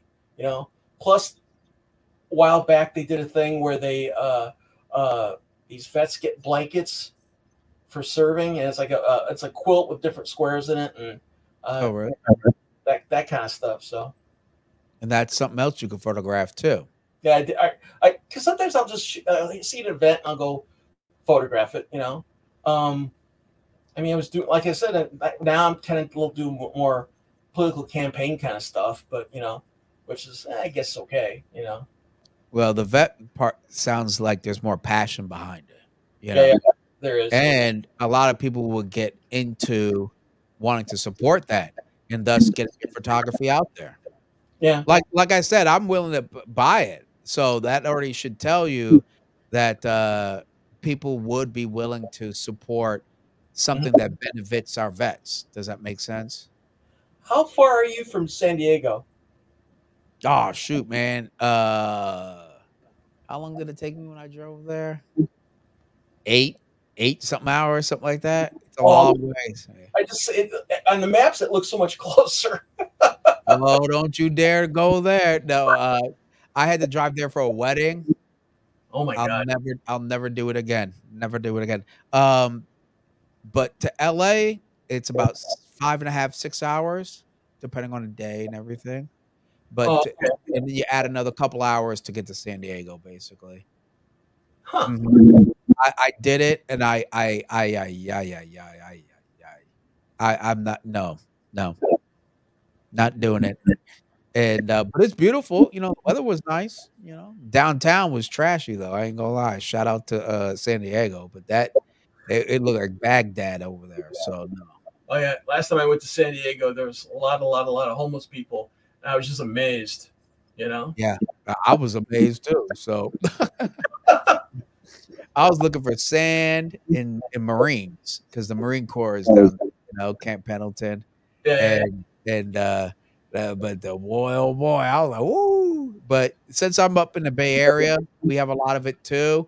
It didn't phase me, you know, but I was just shocked that I thought I left it, and, I just went right back to it, so but nothing happened. It was just there. It was present, you know? I went to this great diner that was phenomenal that I will be going back to if I ever do. But Hey, what were you if you ever come to Indiana, man, I'll take you to. There's a place in Indianapolis that's it's like the Weber Grill stuff. Oh, I mean, you if you're know, into meat, man, smokes. don't they, I'm sorry, I'm actually a vegetarian, but don't worry. Okay, that's cool. If they Well, got a my good beer brother if they is got too, good so beer, you know, we I'm there. Um, don't they have ClickCon up by you? I think they might. I think it's Chicago or something. Yeah, I thought they ClickCon? were in Chicago. I think it's up there. Is Chicago far from you? Half an hour, 45 minutes at the most. Oh, shoot. Okay, yeah. Someone was telling me to go check out ClickCon, but, if I go to Chicago, I don't know if I wanna bring all my cameras, I'll tell you that. Well, But, as long as you uh get in a good area, you're okay. All right, tell you what, if you want, come out to my house. I got an extra bedroom. You can crash at my place, and uh, I'll have somebody to talk that understands my what they call it now, my text speak, because I'll talk to my daughters and my wife, and they're like, I don't understand a word you said. well, that's why you gotta come log in and come online with us, you know? Yeah, I tell my family too, I'm like, this is where I get to nerd out with other photographers because you guys don't get it." and Um, the more I got into photography, the more I have respect for those who are, like, Trekkies and Star Wars nerds, you know? Like, I don't get all the stuff, but I respect it now because you know. by the way, if you have Paramount Plus, Star Trek Picard, the third season, on a scale of 1 to 10, I give it 42. The 3rd season, Picard. Are you Third, serious? Star Trek Picard on Paramount Plus.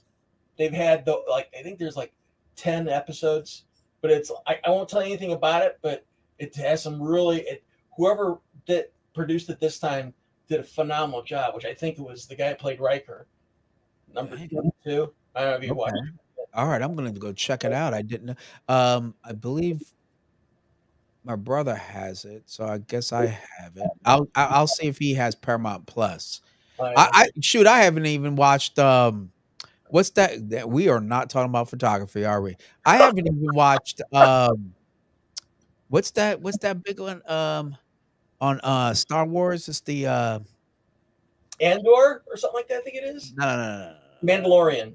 I haven't even watched Mandalorian, folks. That's a you know what? Imma have to give myself a dying Mario for that one, okay? I haven't even watched not one episode of Mandalorian. I can't Oh, even believe it, and it looks so good, and it everybody is. loves it. So wait, I think I have a comment. It's probably someone cursing me out because I haven't seen it. Uh, oh, Maz comes in. Oh, okay. He says, "Star Trek Picard, never heard of it." Oh, you ever Star Trek? Next Generation? Come I on now. think he's under a rock somewhere. Never mind. Hey, Next Generation, I'm not gonna lie, I watched the hell out of that. Oh, I watched the hell out of that one. and Okay. then the new one that's coming out, Star Trek New Frontier.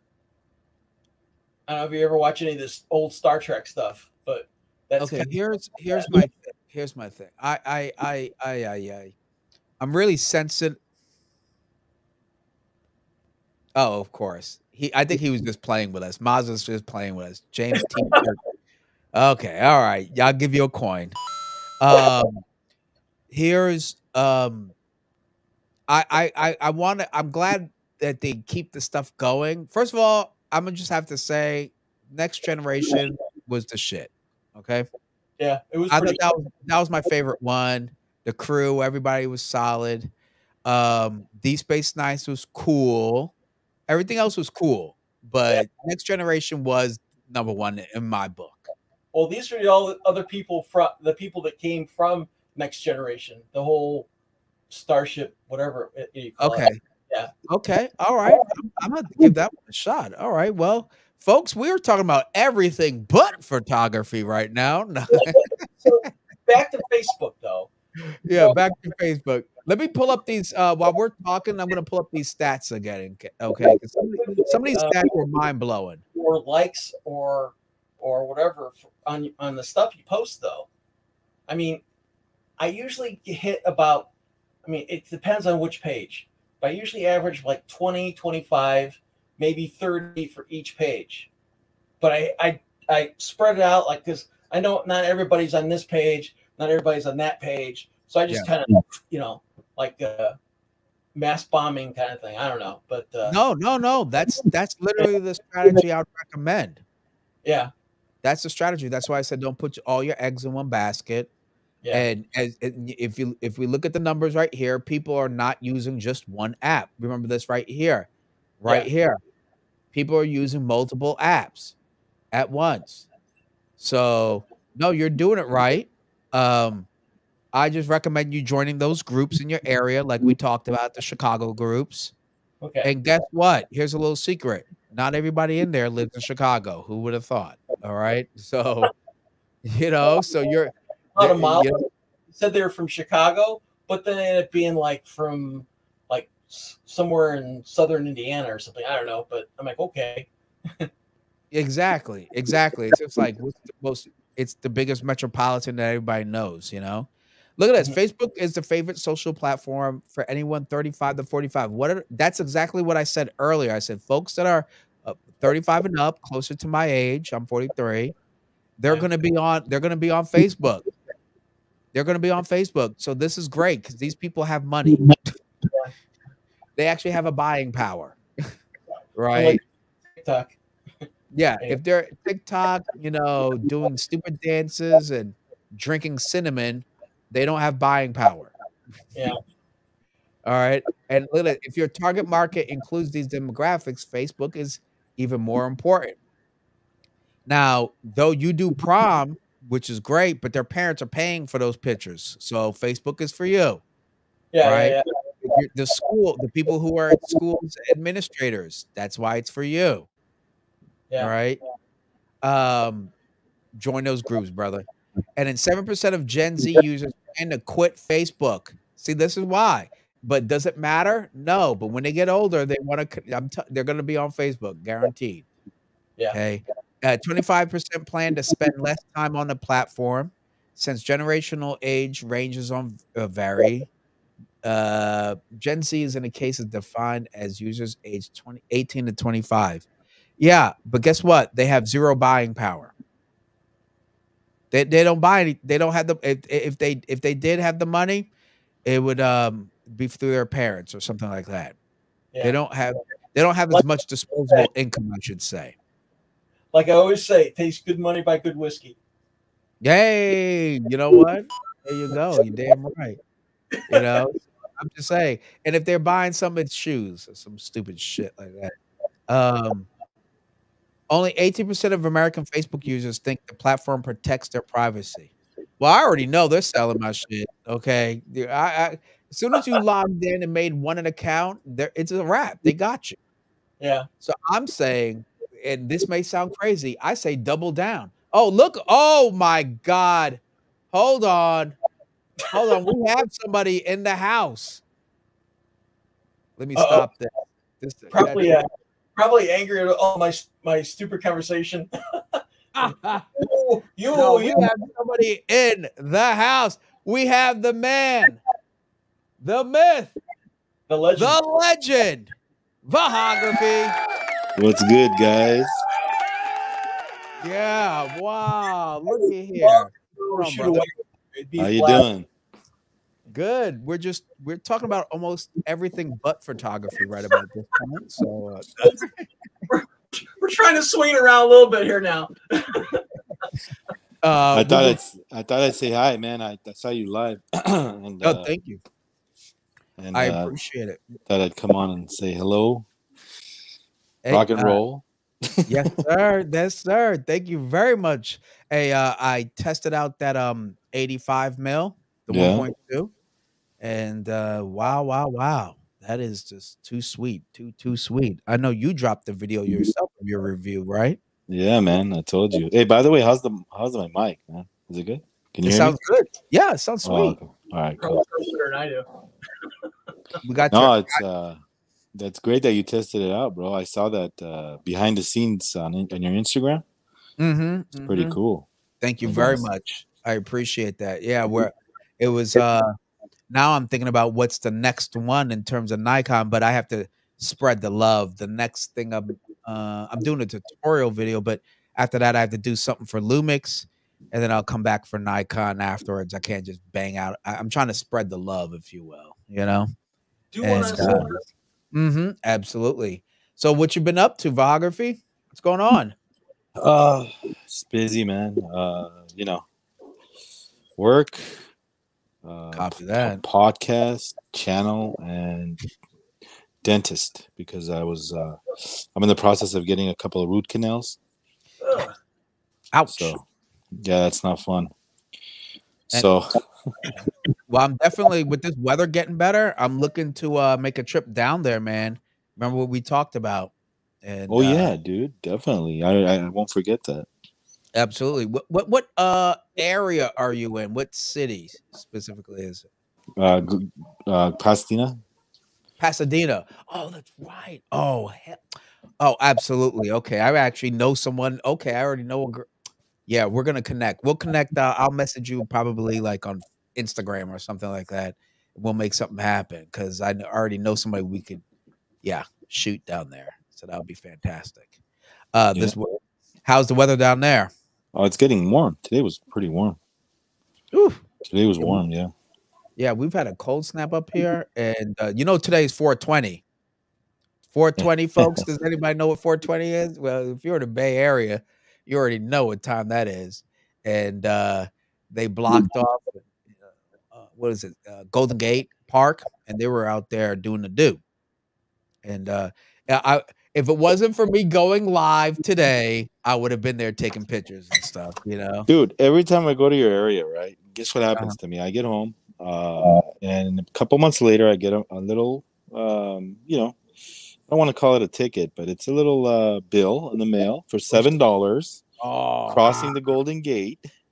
yeah, that's how they get you by the license plate. Every time I visit, because we go to Saucedo and then we come Uh-huh. back. And by the way, Saucedo is a beautiful place to photograph. You know, Oh, you go to the Sausalito and then you Sauce. come Oh, back, sorry, Sausalito. and then you go back Sausalito. all the way down to home? No, I mean when I Oh, visit the Bay Area, copy that. you Okay. know. Yeah, they have a beautiful, a fantastic, Italian restaurant I love going to Oh over there. man, that area with the hotels and stuff and Sausalito Yes. is beautiful, man. You can shoot like it looks so you know, you're like in a movie set. Oh, Oh, 100%. and then there's this town where you go up the bridge, like you go up, like it's like a hilly area where there's wine bars and it's like a street that looks like Universal Studios tour. You know, Oh, it looks like the backlot of Universal Studios. It's so beautiful. is that right? Man, There's now I pier, need to. there's pier there. There's boats. I forget the town, man. That's where Lars Ulrich lives. Okay, okay, okay. Metallica. Oh, okay. Alright. Alright, now I'm looking at it. Oh, yeah, okay, we are talking about the same spot. Yeah, absolutely. They got a t there's a restaurant there called Taste of Rome. If you ever Yeah. go back, Taste of Rome.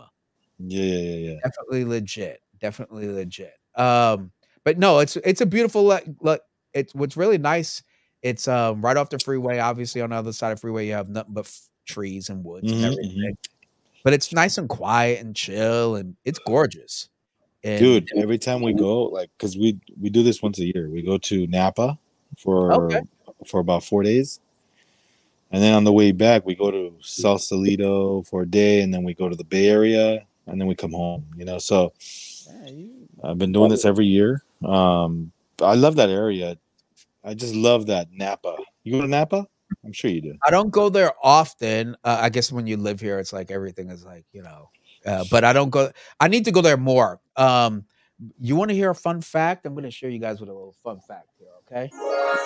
Um, I've never been on a wine tour, so or one of those wine. Wow, really? I know, shame on me. How about this? The next time you come through, brother, I might have to link up with you. How about them apples, okay? Dude, you got beautiful locations, especially for photography. Like, and then you got the wine tasting. You got the farmer's table over there. You got farmstead. Mm. Like it's like from the farm to the table kind of food. You know, it's like really cool, Oh, like really fresh. okay. I'm a heavy beer, like, connoisseur. I love Mhm. beer and, go to tap rooms, but I'll definitely do the wine thing, and, yeah, keep me posted. Yeah, you live once, so I'm for sure down for some. I went to, who did, you guys are gonna kill me. Who did, uh, Godfather? The director. Oh, Jesus. Uh, Yeah, Capola. he had his vineyard. He has a Mm, vineyard, mm, and it's upstate, up north somewhere. yeah, Yeah, Capa, you know what I'm talking about. People are gonna kill me in the chat for this one. And, Capicoli. yeah, they're gonna capicola me in a minute, I'll tell you that. But, his vineyard was awesome, and the wine was phenomenal. Oh, Jesus. I know. So No. alright, we got a couple of comments 'cause, you jumped in on Hey, here. We got, hey, Mozman. Hey, Mozman says I'm on a boat. Hey, bro. Hey, Mozman, I'm drinking your favorite drink, by the way, in my hand. oh, Big Red Boots mirrorless camera. Oh, yeah. D-Rock comes in. Now everyone's in here. Yeah, you better believe it. Ma says, "Yep, looks like you're on a boat." That's right, that's right. Yeah. If you like stout, try Stone, Chocovia?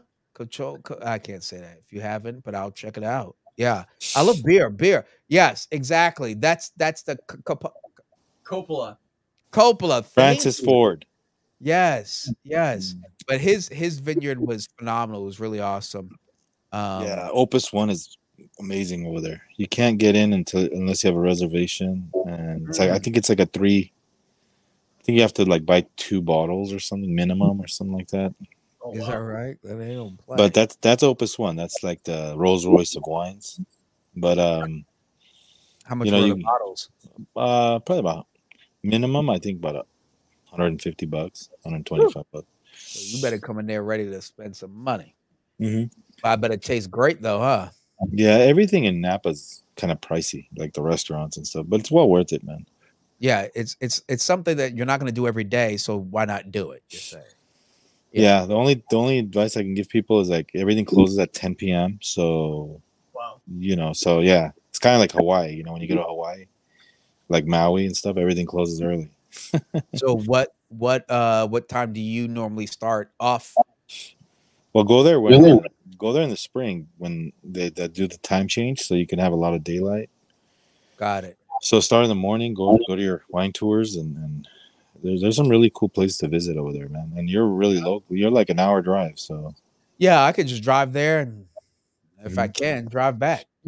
There's St. Helena. There's a lot of nice little cool little towns over there. So Oh, yeah, that one's up in the little mountain, like, the hills and stuff. mhm, mhm. Yeah, and they had unfortunately, a lot of fires. Remember the fire a couple years ago? Yep. A lot of fires through there, so, I definitely gotta check it out for sure. Get my wine education on. I've been drinking not gonna lie, Oakland has a lot of great, beer, what do you call them? Um, not just tap rooms, but, not Just distilleries, but yeah, I guess it is distilleries, right? But their own breweries, excuse me, and Craft I've been brew, really geeking out. Huh? craft brews. Yeah, like their own breweries inside of Yeah. a lot of their spots, right? So you're really getting their own specific unique one, and there's a lot of local breweries too. So I've been really spoiled with beer, not gonna lie. And I Hey, love IPA, hazy IPAs. hey, by the So way, sorry, hey Cooley, what's up, man? Sorry I didn't say hi to you. It's all cool. Hey, I want to know, how are you marketing your weddings on Facebook? Oh, how am I marketing my? I just post randomly, man. I haven't been doing that in a while, Uh-huh. but maybe I should do it more often. But my business is pretty much word of mouth right now, so it's been keeping me busy. Like just previous customers call me, book me, and Yeah. it's been keeping me busy. But I should post because I want new clients. But and then the Vahography channel has been really kicking my butt, keeping me busy. I love it. Uh, I would love to do that more, but you got to make a living. 100%. I feel you. It's like, I love doing this, but you're like, "Okay, Yeah. where's the balance?" But it is fun though. Can't deny that. Yeah. Uh, with that said but you know what, Vahography? Like, I'm not sure if you saw earlier, I went to Google, typed in my full business name, Robert Silver Photography, and we looked at which are the top links that pop up to refer you, right? And guess what? YouTube is obviously one of them. Yeah. So, believe it or not, your channel is helping you brand yourself out there, and, so it's Yeah. yeah. I haven't pushed the Vahography thing on my clients or when people call and inquire about business. Mhm. Maybe I should, but I don't really push too much wedding content on my channel. It's like mostly news and podcasts and reviews. But I do have some wedding work on there. Maybe I should start doing more because, Well, you it's know, the second most, used website in the world, so, I think, brother, it certainly isn't gonna hurt you, that's for sure. I leverage my YouTube all the time. Shoot, I say, "Oh, what do you do?" "I do da da da da, and I'm a YouTuber." "Oh, really?" And then it for you, because you have over 10K, it just helps to add credibility to your name already. yeah. So, Maz comes in and says, "What's up with Oakland? They're about to lose the A's to Vegas now as well." Yeah, yeah. Imma have to give it a Mario lose. Okay, yeah, we're about to lose it all here. I'm sorry. Actually, I brings up sports. Your team's playing the playoffs right now. Are they up? who? The Golden Warriors? State. Yep. I was watching, I was preparing for all this madness. So, but here's the thing with the A. Yeah, we're about to lose it all. They're tired of fighting, especially our new mayor. She just threw up her hands real quick, and maybe for good reason. And she said that pretty much they're just stalling to get a better deal from Vegas, and So it looks like it's not going to happen. So we're going to lose everything. So within 4 years, we lost every damn team. Every sport except I think they're gonna replace it with like female soccer or some shit. So no offense to female soccer, but I'm just saying, wow, what a change. We had football, baseball, and basketball in one spot, and we lost all of them, and we got we're getting soccer. Oh, there you go.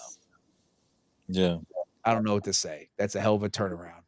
Um, oh yes, D-Rock, that Drake dealership. That's a great spot to have drinks and food.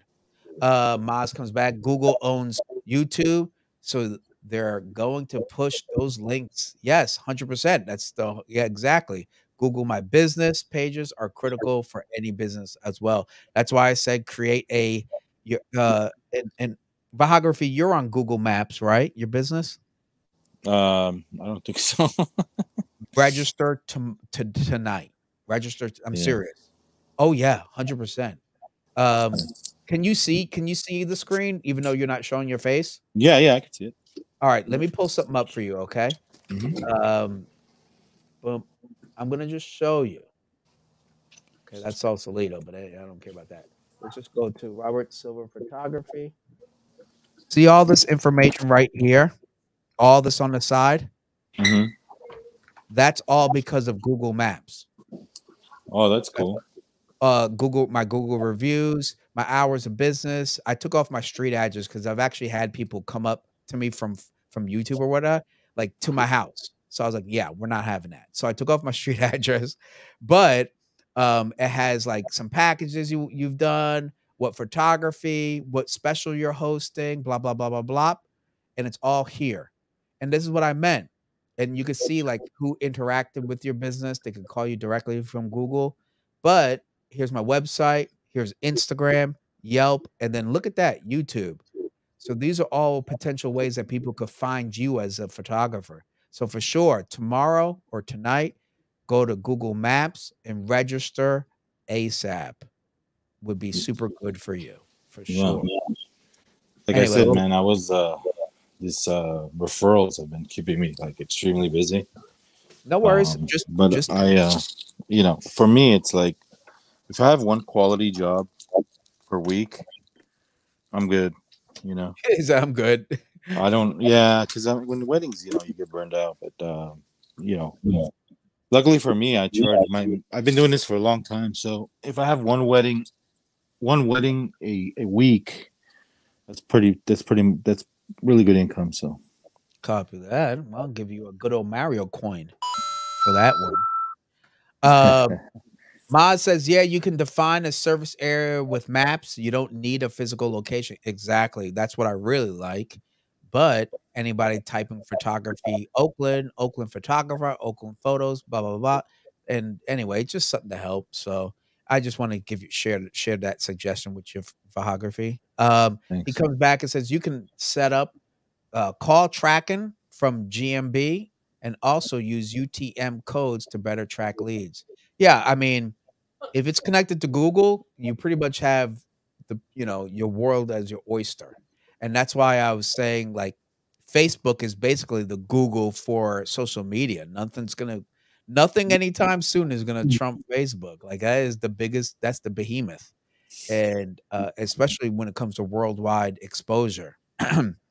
Like when I go live or whenever I post a video, whatever, I share it to New York groups, Facebook groups, Chicago Facebook groups, Atlanta, Miami, San Diego has like two, and then of course LA, and I just share the link everywhere. And Facebook, it just gives you so much access to so many people. Nice. What do you mainly shoot? You shoot models and studio work. What do you mainly do? Yeah, You shoot weddings? I used to go hard on weddings. Of course, Mhm. I'm down to do a wedding. It's a great payday. You can't, knock that. But I don't go hard in advertising as much as I used to. I stopped going heavy 2 years ago probably and do mostly, um, of course, my portraits, working with a lot of models, headshots, stuff like that, corporate headshots, but then, video production. Oh, nice. That pays way more, quite honestly. It's So interesting video. you say that because video, like I said, man, video is crazy good right now. You know, if you could do video, Oh, that you're in. You're making yeah. good money. Every client you're if I could only it's a lot more. So remember how you just said, "Oh, if I do one wedding a week, I'm solid." I'm like, "Yeah, of course you are." I understand roughly what the numbers may be, but and that's pretty good. Video, it's crazy, bro. It's crazy, but there's so much more moving parts. Now you have Plus, there's so audio, much gear. Or, you know, so you got much to control gear, the audio. You got to monitor the audio. You need more and I'm people. paying for 2 people. Yeah, I need someone to help carry this crap, yeah. set it up, Maybe two angles. You need like a camera A, 100%, camera B. You know, 100%. I did a, testimonial for a client, their clients. They did like 9 clients, and I did their testimonial videos. That took 2 videos, 2 days, 8 hours a day. It was, like, a lot of work, and, but, it still allows me to be active as a creative, good payday, and I could spend more times on maybe YouTube since I don't need to shoot as much. yeah. Change You mentioned testimonials and video work. Two channels I want you to check out, and you might get these guys on your podcast one day. The first channel is uh, Pacific Pictures. Pacific? Pacific Pictures Okay. is the YouTube channel. His name's Kevin. He is one of the most phenomenal wedding videographers I've ever seen, and I've seen him a lot. I've seen a lot, but the guy's amazing. The guy's talent. Okay. He does these beautiful destination videos. It's crazy, man. His videos look like HBO like production, you know. So Okay. check it out, Pacific Pictures. I think his website's pacificpictures.net. And the second guy I want you to check out, he does really cool. Like he's a photographer based out of I think Connecticut. His channel is he has a YouTube channel. His name's Vitali. Studio Mosman. What's his YouTube channel? Touch Life Studio. Touch Life Studio on YouTube. He Okay. likes to do interviews, videos. Like he'll also come on your channel. He's a Z9 user. Cool Oh, guy. okay. So yeah. Okay. I'm typing this now as you're talking. Hey, by the way, Mosman is a really good. Like he's all into computers, like IT. Like the guy knows like websites and all this stuff. Yeah, I can see he's sitting there dropping some serious knowledge, like coding knowledge. He's like, call tracking from GMB and using the UMT for the beep beep beep and boop with the bop. I'm Actually, like, oh, me and Mosman did a few videos together. If you look, like we did a few videos. what was it about? What was it about? We did that. Well, we did a couple of reviews together. The 400 millimeter 4.5 and a few other videos. 600 f4, surfing, birding, all this stuff. We also did 2 videos where we asked strangers photography questions and he interviewed them. Mosman. I was Oh, behind the okay. camera. Yeah, it's Oh, all on yeah. my channel. Okay, yeah, I think I did see that. Yeah, okay, I'll make sure to That watch that it. that's Mosman. Okay, how did that experience go? It was Just great, man. oh yeah, okay. We I'm curious.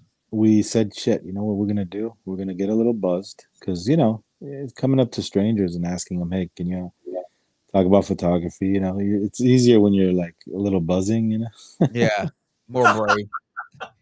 So we got it. You know, we're at the beach. We're in Newport, Huntington Beach, and we're just asking people, you know, like questions. It was great. It was a great hit, you know, because it's a cool watch. You know, it's a cool watch. All right, Interesting. I'm gonna for sure check that out tomorrow morning. I'll tell you that. That's Yeah. awesome. Yeah. No, I commend you because you're right. It does take a you need to be a little brave. Cooley, how does that sound? Chicago downtown. Oh, hey, let's do it. Oh, I'd be like, let me get that vest, Kevlar action going before I go down there. Well, No. I found when I would do the street photography, if I got like there like 8, 9 o'clock in the morning, I think everybody was still asleep. So I'd Yeah, go, go I'd kind of get it sporadically, you know what I mean? But um, one one time, me and a buddy of mine were walking down Chicago, Uh-huh. like street, and there was this guy that was literally covered with saran wrap. I mean, he looked like Cousin It, but with saran wrap, right? So we're taking pictures of it. I had like my 82-2.8, and I had like a 300 on the other camera, and all of a sudden we're walking away. We literally take 2 full steps, and this guy rifled a shoe at us, hit my buddy in the back of the head, and I'm like, wow. I says, maybe we should sign this guy up for the Cubs, you know? Anyway. He just took off his shoe and threw it at you? Oh, because I thought I heard something go through here. I'm like, what the? And oh, okay. Freaking shoe. Well, welcome to Chicago, folks. Welcome to Chicago. There you go. Look what Moz may say. He said it was a blast. The content creates itself. Lots of personalities out there just waiting to get on camera. Wow. That sounds, matter of fact, I might have to give that a Macho Man Randy Savage. Oh yeah. I might have to try that out in the Bay Area. In the Bay Area, all I need is one stupid idiot trying to be like, that happened anyway. In the Bay Area, you have some bougie people up here. I'm not gonna lie. You have some people up here a little too cool for school. Did you get any photography? Did you have to? Did you like get? How did you get their permission?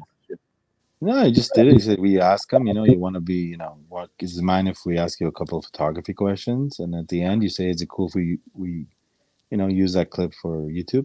And I go, yeah. You don't put that part, but I mean, okay, you have that part recorded, so just in case, and that's all you need, basically. Yeah. Okay, so you recorded them saying yes, of course. Yeah, and then you give them your YouTube channel, they subscribe, and they look forward to it. I mean, they're not going to be jerks about it. Whoever doesn't want to be on camera, they'll say no. Obviously, there's a lot of people out there that. I guess it's just pretty apparent. All right, now let's since we've been all over the place this evening, let's talk a little bit about Nikon, okay? Because photography is here, and we all know what that means. All right.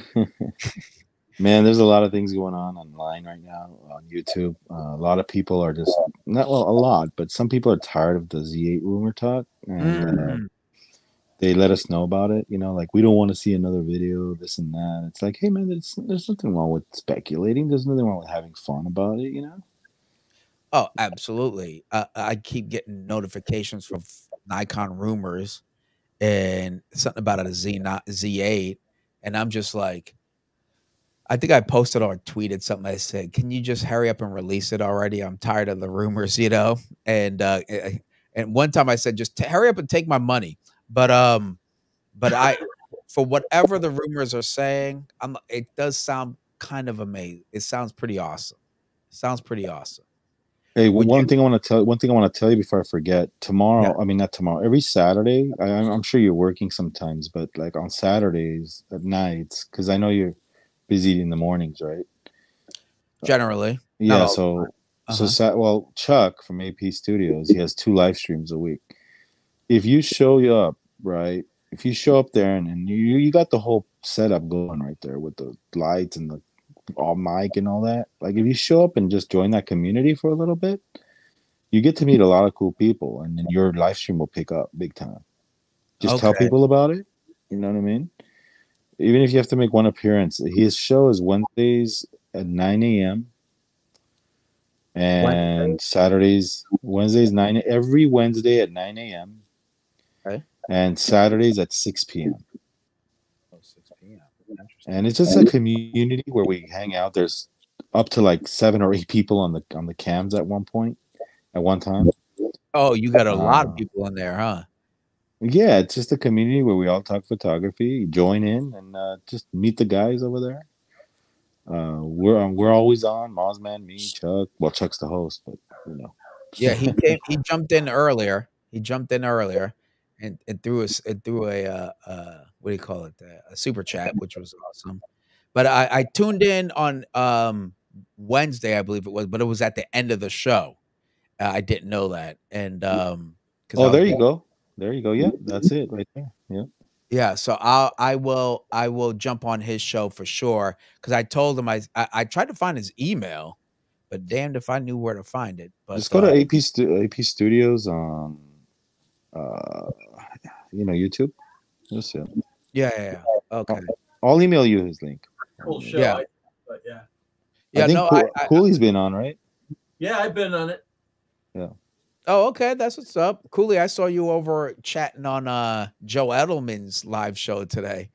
Oh yeah, yeah. He was, and he's in Pennsylvania. He's just, I don't know. He still has that little bit of grumpiness, which is kind of cool. But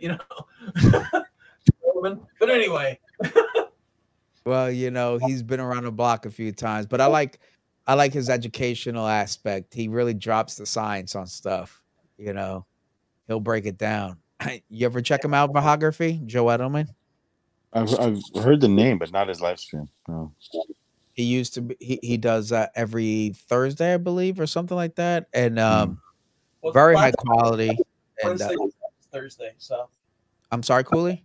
sometimes it's Wednesday. Sometimes most of the time it's Wednesday. Now all of a sudden he decided to do Thursday. So I don't know what happened there, but anyway, But he used to be an Olympus ambassador. he's got it tattooed on his arm. Is it still there? Still there?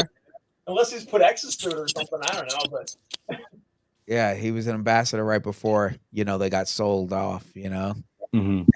And, but nonetheless, he's super smart. Like the dude knows he's crazy smart. That's the one thing. And I bumped into him a couple of times at like expos and stuff, and he's super nice. So, Nice, man. yeah, he ever want to check him out? His live setup looks legit as hell. Yeah. oh, yeah. Super nice. Mm-hmm. But as far as Nikon goes, man, I mean, right now, it's obvious. The elephant in the room is the new bodies. We need new bodies. What are you hoping to have in it? The Z8. Yeah. Z8, maybe a Z6 III, just to have that new tech. We just want that new tech.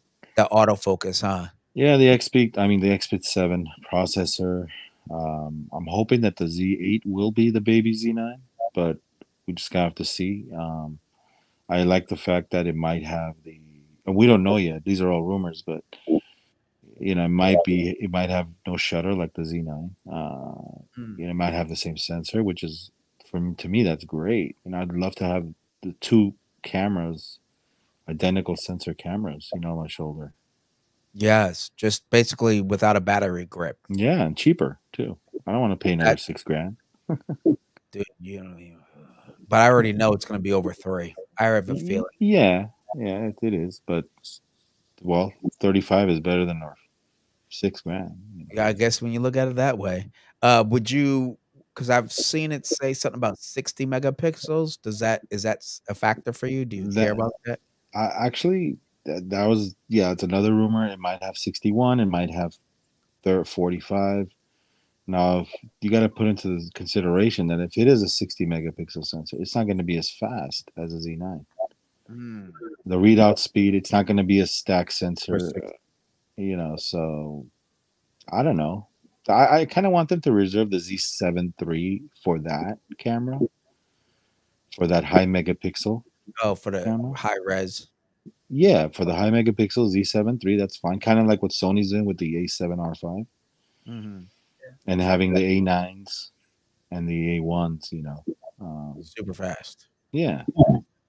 Okay, so if you were to do a Nikon for video, which Nikon of the new ones would you use? Other than the 9, I guess, but the current lineup?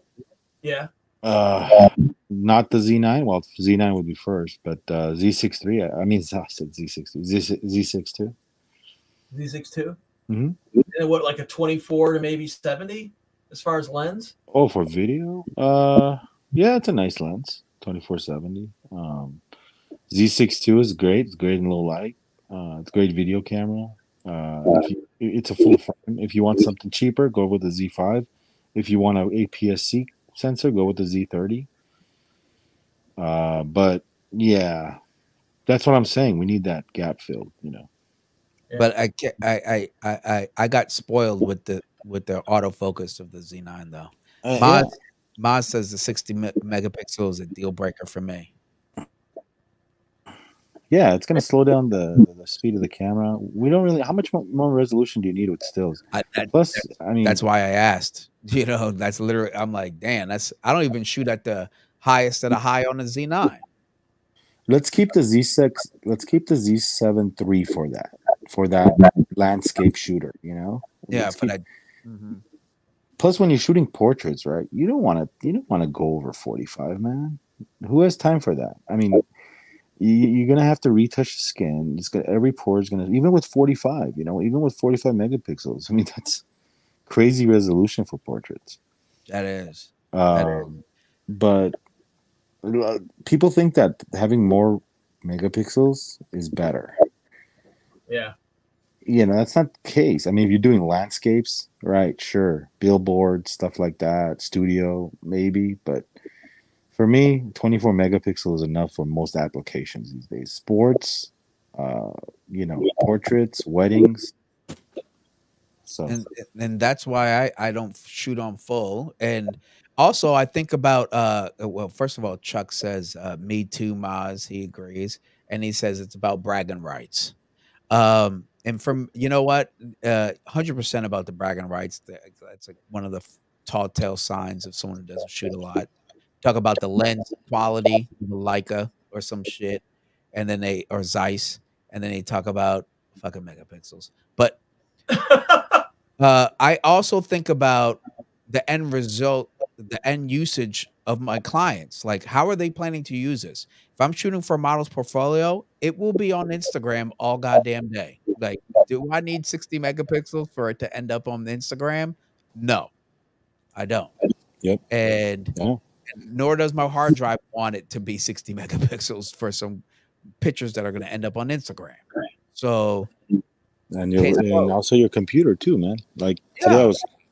today I was trying to edit some R5 files because one of my second shooters was using an R5, Mhm. and the Lightroom was like slowing down for some reason, man. It was just pain in the butt to process.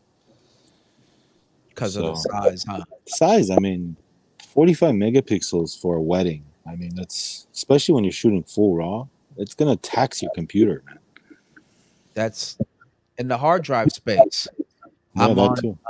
I buy them at 8 terabytes now, a pop, you know, 8 to 12, Mm. and, that's freaking crazy. So, na Yeah. I'm looking at those, what do they call it? The LANs? Maz would know what I'm talking about. Well, Where Mossman will for sure know.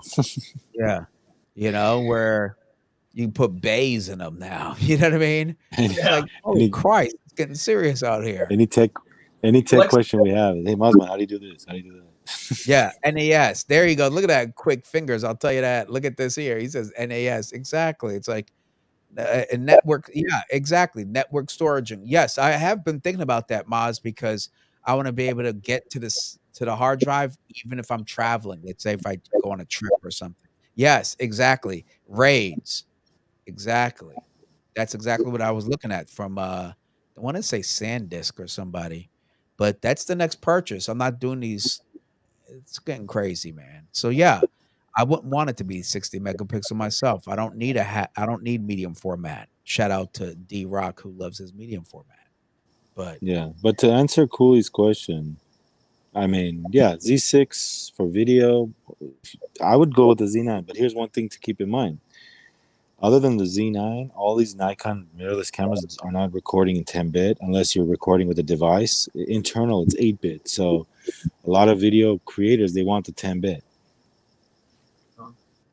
I So just want something I can do uh, like you guys are doing, where it basically it's a video camera that I do, and maybe I'll do some lectures or something, or do like a how I did this or how I did that kind of oh, thing. You know? you can even do it with an iPhone. Yeah, I know, I know. that is iPhone's just great. get a lot of light. Get a lot of light. Make sure your No, lighting but is awesome.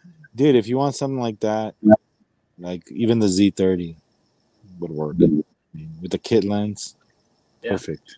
Yeah, if you want $700, $800, and you're set. Oh wow. Okay. I mean, of course, Sony has these nice options too. I mean, Sony's got some really cool vlogging cameras. ZVE1 just gonna launch soon. Oh, yeah, that looks very impressive, but the price tag is crazy. Yeah, price. Yeah, what is it? Two grand? I thought it was 25. Like 22, I think but with you're the lens, getting a all this other. you're getting a full frame. You're getting the same sensor as the A7S3, which is a mighty awesome camera. FX3, low light monster. So The performance looked amazing when Jared. You watched Jared Poland's video? Did you see yeah, these? It looked amazing. I was very it's impressed. funny. It's funny you mentioned Poland. Me and Maz. One of the videos, he goes around asking people if you know this guy. We're showing a picture of Jared Poland, and no one knew him. And then he's like, "Is that the video that I was talking about?" Going at asking strangers questions. Oh So yeah. this one guy's like, "Hey, this guy looks like Bob Ross." Is it Bob Ross? The painter guy at late night. Oh wait. Before you finish, we have another guest. No, but he's just as cool as Bob Ross. All right. Let me get my stuff going on here. Here we go. Welcome, Mr. AP Studios himself. Chuck is in the house. Yeah. There we go. What's going on, Chuck? Welcome, Chuck. Oh, we can't hear you. No, his mic's off. How about now? We better. Oh, there we go. You're good. Sorry about that. Yeah. So, hello, Vaughan and Mr. Robert Silver. Wow. Hello. And Cooley. Nice face to the name. Right. Sort of. It's early for you guys. It's approaching midnight for me, so I don't know how long I'll be around. I was on the phone talking to my beautiful bride, and you guys have talked me into at least jumping in there for a few minutes listening to you guys chat. That's good. I had to give you an air horn for that one. We appreciate your presence. And thank you. In Vahography, he's on me, man. He's on me. He's telling you need to go and jump on one of his shows one of these times. I tried to catch you on the last one, but I caught you at the end. Okay. But I'm gonna definitely, now that I have your schedule here, I would love to join you guys and talk. You'll definitely get a lot of draws. Yeah, absolutely. We have a good time over there. We cover just about everything over and over and over again. Is it over and over and over again? Well, I'm down for repetitive. But it was an awesome show. So okay, thank you, Cooley. I appreciate that. Yeah, no, I see familiar faces, and of course, Vahography speaks highly of you, and so I'm excited. And I was just talking about you guys earlier in the show about community and using that to better brand yourself as well. Oh, we have a couple of people here. Look at that. A Good jumped in here. Look at this. Yep, is A Goody says my favorite 3 for YouTubers in the house. Here we go. Thank you, sir. We got Uncle Chuck. Hey, that's right. Uncle Chuck is in the house. Hey, Chuck's regulars. If they only knew we were live streaming on Robert's channel right now, damn, I missed this. Yeah. Don't worry. I'm gonna tag you guys later on so they could all sit here and say, "What the hell? Where were you? What were you guys doing at midnight?"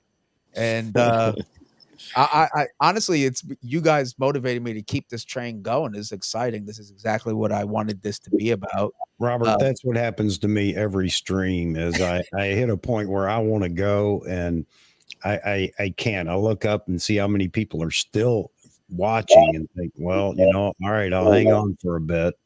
It's a curse. It's a curse. Chuck is the I like to call Chuck the king. I know he hates me saying this. Right? Yeah, I know, but I think he's like the king of live streams because he's cool. As cool as a cucumber, man. He just knows. I got a Mario coin for that then. Okay, that's for you, Chuck. Chuck, where are you coming from? What's your location?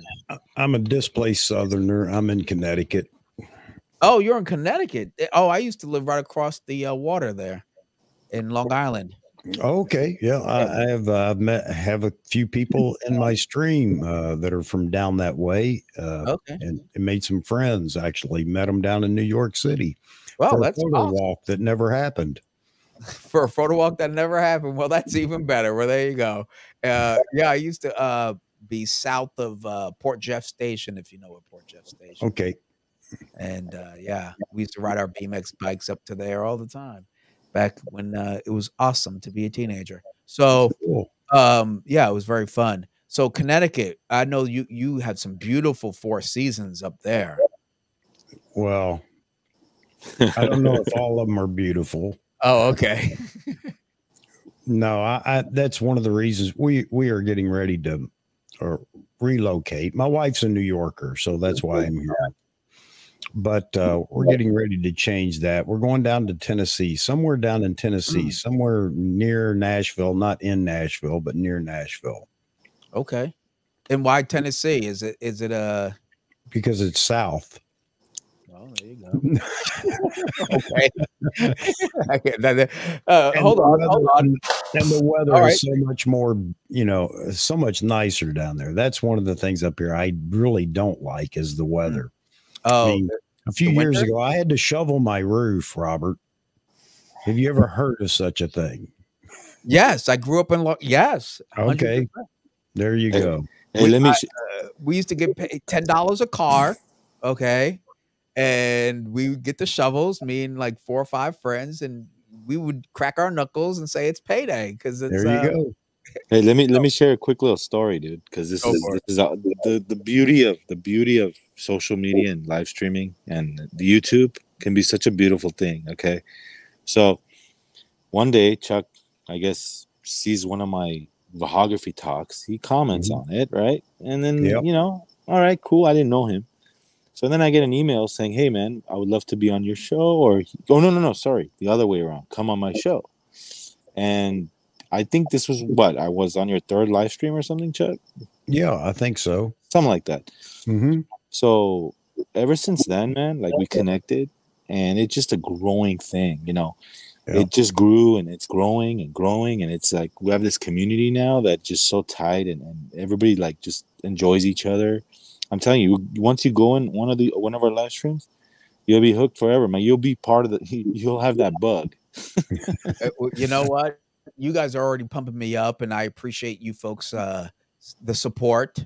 And you got a personality, man. You got your good attitude. Me and Chuck were talking about you earlier. We're like we like this guy. His vibe, and also how me and Robert met was I left a comment on his WPPI video. Actually, me and Chuck were supposed to go. Oh, but Nikon, I don't know, Nikon didn't promote it, and I thought they were going to skip it, and then all of a sudden they were there, so we canceled it. So anyway, you made a video about it, and I commented on your video. Then you replied back to me, so that's how we met. So yeah, I couldn't miss, and actually you couldn't have missed Nikon because as soon as you walked in, it was right in your face, and Canon was a little bit to the left, but. Absolutely. When I saw that, and plus I've seen your videos, photography, I know you from the Sphere. And then I was like, I wanted to level up my channel, my live streams, and invite folks like yourself and Cooley. And Cooley doesn't know how to not let me go over here. And so with that said, I said, how do I do it? And so I said, why don't I just reach out to you? And it worked out. And here we are with Chuck and everybody else. And just the beginning of this. I mean, this is the beginning. Yeah, like I said, now you have a bug. It's like spreading. There's nothing like connecting with people face to face, or actually being able to answer questions or comments and things like that. I mean, that was what inspired me to start a channel, was the fact that I'd leave comments on different YouTubers' channels asking a question or something. You never hear from them. And I thought, how do you fix that? And live streaming seemed to be the way to go, where you can connect with people. and it's been it is a fantastic community, and I'm enjoying it. And one of the things that Vahagan does, and I want to do, is I want to give back to all the people that are out there in YouTube that are struggling. Now, I don't have much to offer, but I don't mind mentioning people that are up and comers or like myself, because that's what I am. And just trying to make sure everybody gets a fair shake, because the million subscriber channels don't care about us. They could care less. 100%. 100%. Amen. And it's going to be up to us to lift each other up. And that's what we need to do, and support each other. So that's the whole purpose, at least for me. 100%. And it's growing. Like Chuck regularly has Simon on his channel, which he has approaching a 40,000 subscriber channel, ordinary filmmaker. He comes in and says hi once in a while. Manny Ortiz comes in and says hi once in a while.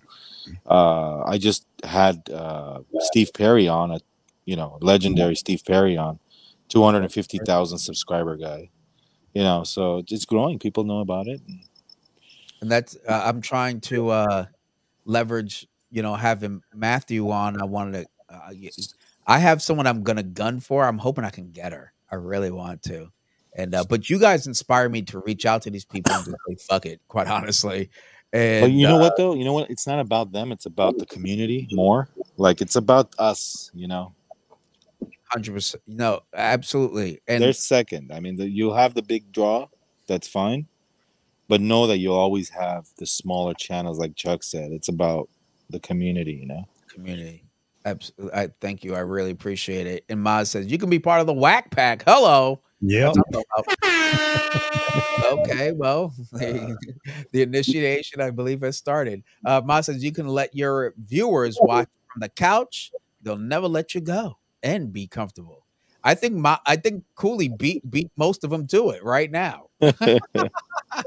He's just hanging out over there. I tell you. Yeah. Actually. So anyway. I gotta ask Cooley, is that a webcam or is that PlayStation? What is he using? iPhone? It's a webcam. I mean, usually at my office I have a little better setup. I just was kind of vegging on my couch today, so That's cool. Hey, there's nothing wrong with that. And that's good because you stepped up and you came on. That's good. Yeah, we were talking about that, Cooley. A lot of people they don't want to be on a live stream because they're afraid of what they might say, or they're afraid of their appearance, or whatever, for whatever reason. I kind of threw caution to the wind when I started this. I just decided I don't care, and somebody said something yesterday about, hey, you have a radio voice. I don't hear it. I actually hate my voice. I hate listening to me. So I don't go back and watch my own streams. And Vaughan tells me all the time I need to go check this and that or whatever. But so I'm glad that you don't feel that way, Cooley. And on my channel, by the way, and I'm not promoting myself, but the point is that it's there for everybody. In every stream, I offer that up. Anybody can join. All you have to do is send me an email and say you'd like to be on the stream, and you're on. If you're on for 20 minutes and that's all the time you have, that's fine. Because we have had some marathon streams. We're just short of 7 hours for the record. You come and go as you please. Like you come, okay, you got to go to a meeting, okay, listen in the car, whatever, blah blah. But you see how it works. Yeah. Okay. With the Steve Perry, I was basically I was watching it here, and then I went and picked up my wife from work, threw my phone on. Probably we shouldn't have been driving while I was watching it, but anyway. Appreciate it, Cooley. Hey, I was going to ask you too, on your weddings, are you doing anything like to help market the next person? Like, say, if you recommend me to another person, maybe you give them like a small parent album or something. Are you do anything like that, or is it just all word of mouth? No, I don't have anything like that. I should though. Finder's fees and stuff. That's like finder fees. Although, I mean, for a while there, what I did one year was, you recommend me a wedding, I gave you $50. Yeah. Toward your order, if you were doing the wedding and stuff. I was doing your wedding or had done your wedding. Yeah, it seemed worked pretty good. Yeah. I mean, if you're just starting out, I mean, like I said, my thing. I've been doing this for my 2.5 decades, man. So they got a lot of returning business. So believe it or not, I started weddings when I was 16. Mm. and Oh, I'm okay. almost 60. Yikes. No way. So been at it for a while, and it's always been fun for me. I Yeah. when I reconnected to my dad, I found out that my the grandfather who my grandfather on that side of the family used to be a photojournalist for the Boston Globe. Oh, So nice. there must be some DNA there somewhere, I guess. I feel like a junior among you folks around here. So where's Cooley? I You're would from like to Chicago? feel like a junior. Huh? That's Well- not a bad thing, man. I would like to feel like a junior. I'm just saying. I'm like, I thought I was awesome at like 12 years, but it sounds like I'm just getting started with it. No. With my experience and whatnot. Real quick, someone A Good says Nikon booth was amazing at WPPI. I got a chance to play with the Nikkor Z58. Knocked the leg. Hey, good. What's up, bro? Man, that's crazy. Hey, Yeah, that's hey, where I first played with the 80. Hey, 80. Chuck. Yeah. Yeah. Robert's video on WPPI. Yep. In the background, you see Timid networking. That's the video. You see Timid. Yeah. T-Mid's doing his thing. Yeah. He's Well, talking to Agud also brought up the fact that he got to play with the 85 1.2 while he was there. Because I was talking about it, and he said, "Yeah, I had my hands on it." And yeah, man. That's the guy you were talking to over there, Robert? Was his name Jeff, right? Jeff from Nikon? Uh-huh. Was it Jeff or? Yeah, his name's Jeff. Oh, okay. Yeah, I know him. He's my contact. Yeah, he's the account exec for California for sure. But Yeah. he's in LA. Yeah, you should know him. Absolutely, 100%. But he's an awesome dude. When I worked at Mike's Camera for 2 years, that's how I met all the reps from all the brands. Oh, then that's no. My guy's from New York. He works at the headquarters. He's a head of marketing over there. Oh, okay. No, there's somebody. But the guy I was talking to was Jeff that I did the interview with at first. Okay. Oh yeah. And then those girls handle the social media. Remember those girls I talked to later about the point and shoots or whatever? Anyway, it doesn't matter. Okay, I gotta meet those girls because I got some choice words. Uh-oh. I'll tell them to watch out. No, but nonetheless, it was a good time, and that's when I harassed Michael Jordan Smith on purpose on the live stream because I knew I was going to be reaching out to him. So I was like, all right, he'll remember me if I do this right now. Yeah. And that's why I ran up to him like that, like a crazy maniac. But he took it in good stride, which I was kudos to him. Maz says, Jeff, I know from Paul's photo. Oh, okay. That's great. If you know Jeff, he's a great guy. I mean, when I mean support, like, wow, he was really supportive. Next time, gentlemen, you definitely. Matter of fact, I'm going to WPPI again. If we all link up, it'll be legendary. That was the intent this time, but we'll make it happen the next trip. Yeah, definitely legendary live stream. What? That would be legendary, and maybe we could even do like a live stream panel. We go somewhere where we could set up a little bit and make something happen. That would be awesome. Way ahead of you, man. That's what I intended to do this time because that's all I do. I don't do videos. I do live streams. So I expected to go out there and do that. Well, there you go. We got a few more participants.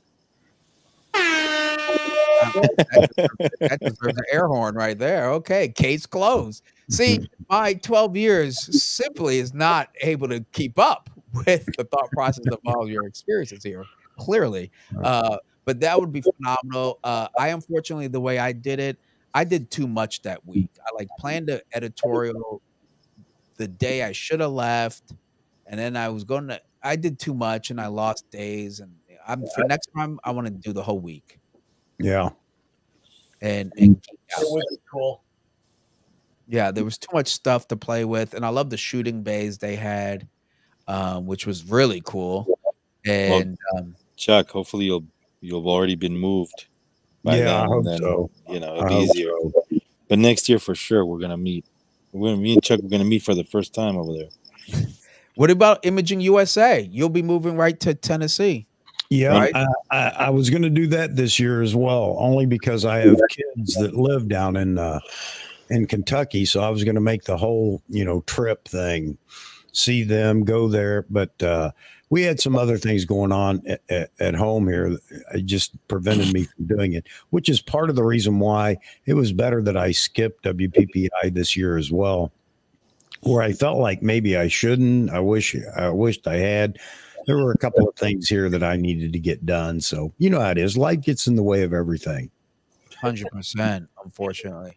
A Goody says, that'd be awesome. I would love to see you guys in action. Yeah, I don't think they would be ready, quite honestly. Yeah, that'd be a lot of fun. We would need we would need our own Nikon booth there. Yeah. Can you imagine if we do that? Like we have a little audience, like live stream booth. That'd be really cool. Well, that's how I envisioned it being out there with the mobile live stream. The best we could do, because I know I don't want to rent space at WPPI, and I'm sure everybody else feels the same way. Yeah, safe to say. But with you can get great. Rode just came out with. Well, first of all, I have the what's this mic I got? I got the Shure. It's a USB. If you get like several USBs and get a splitter, like I'm sure there's a way we could Fandango it. Rode just came out with the pod mic, this pod mic version that now has USB. Yeah. And so like there's so many options to keep the quality up and for us to be on a go. Because when I was planning to go live, I was just gonna do it through my MacBook Air and do just StreamYard. Boom, boom. And I'm sure I already know we can make it happen. That's not even, and I'm streaming with the Lumix S5 Mark II right now, and I could take this wherever I want to go. Yeah, Robert's into the Panasonic thing. Well, video. Hey, I'm sorry, folks. Video, nothing beats it. Nothing beats it. And look, I'm streaming with one cord connected to the Mac, and it looks great. That's cool, man.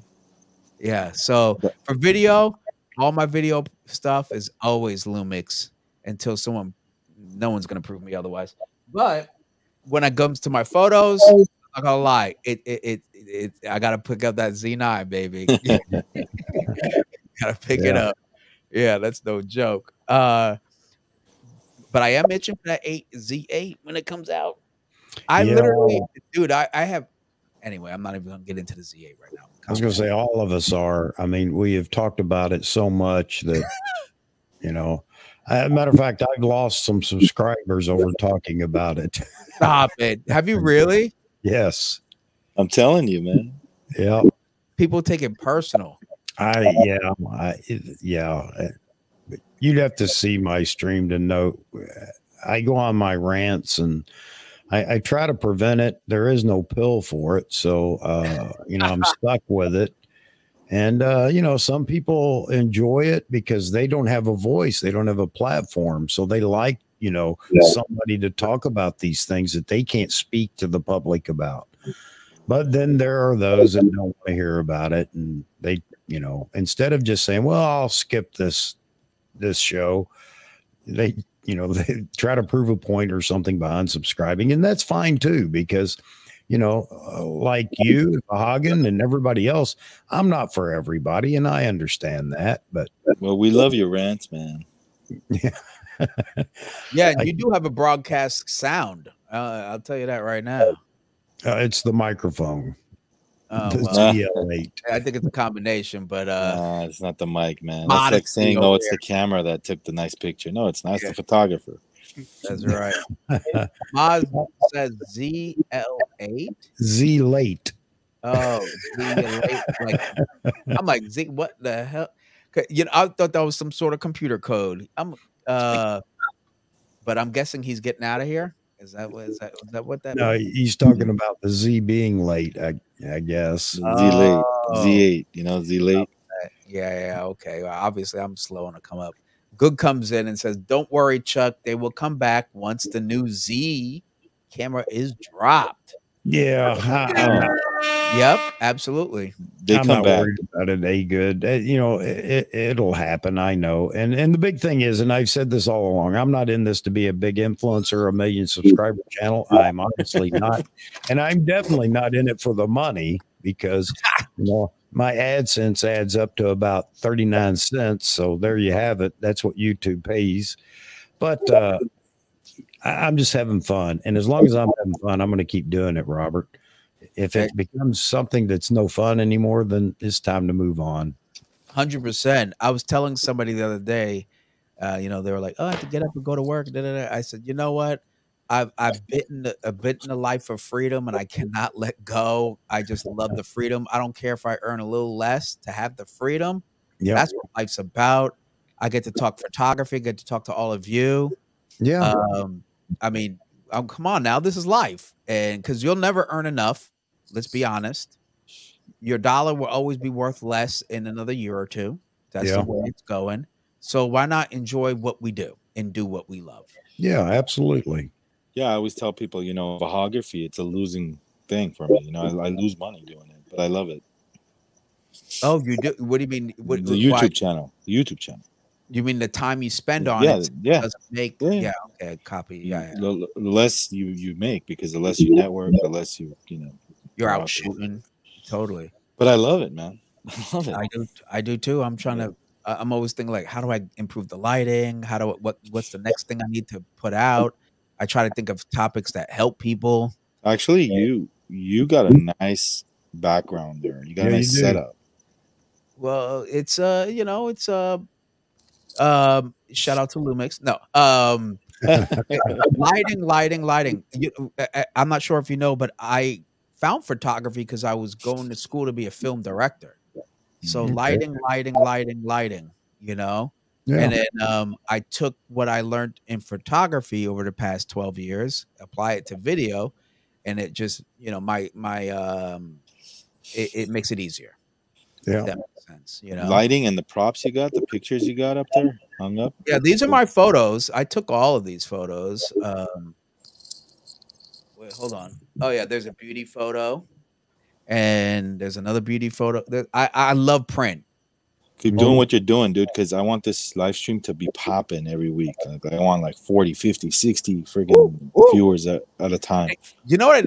You know, now that you said that, Chuck, I was wondering when you go live so that we don't go live together. No, You know you're what I mean? good. Thursday, you're good. You're good. So yeah. I'll keep the Thursday spot, brothers, and we come up with this syndicate, if you will. Well, we've got the whole week covered almost now. Yeah. Z Wade goes live tomorrow night. Okay, let me. What's the channel? Z Wade. Yep. Z Actually, Wade. is it live, Chuck? I think it's a Well, premiere. No? it can be live, or if it Okay. isn't, it's a premiere. Okay. So I think he is doing all the editing, and then he's lining it up as a premiere. He was doing it live at first, so he could go back to that as well. Okay. Yeah. He's got Friday. I got Tuesday. Chuck's got Wednesday and Saturday. You got Thursday. Wow. That's pretty awesome. And I just upload a video at the beginning of each week. That's just the upload, you know. Mm-hmm. Yeah. Yeah, the live is Thursday. Yeah, live Thursday, Tuesday. So now we need Sunday and Monday. That's it. Coolly. Actually, Sunday Coolly. is a fun day for family. You know, just Yeah. keep that. Yeah, Sunday is trying to be like, I'm supposed to have a life not on streaming, you know. Yeah. The part of life I'm not streaming and TikToking and whatever else is going on nowadays. And the streaming thing. You know, it's to the point now where some people will miss a stream and they'll apologize. And I tell them, don't apologize, man. You got to have a life. You know, just because I'm on doesn't mean everybody has to be part of it. And, you know, don't let this get in the way of life. No, you know? but they ask you, what I miss, man. What? Well, funny that you said that, gentlemen, because Cooley got on me when I did not stream. Okay. He said, "Where were you? I was expecting to tune in." And I'm sitting there, all right, you know what? He kicked me in my butt. I can't let him down. There's Cooley. something to be said right. about consistency, and people just know they don't need a thumbnail. They don't need anything. They know That's right. that something this is going to happen on this day at this time. and I'm going to be a part of it, just like your favorite TV show. Although I wouldn't consider myself their favorite TV show by any stretch of the imagination. Trust me, Chuck. If you're MIA on one of these Wednesday and Saturdays, people are not gonna know what to do with themselves. It's gonna be like something missing, because he's been so consistent that it's like a family thing. We got to be on there. So A Good says, I got you all week. Life is good for me. Thanks, fellas. There you go. No, thank you.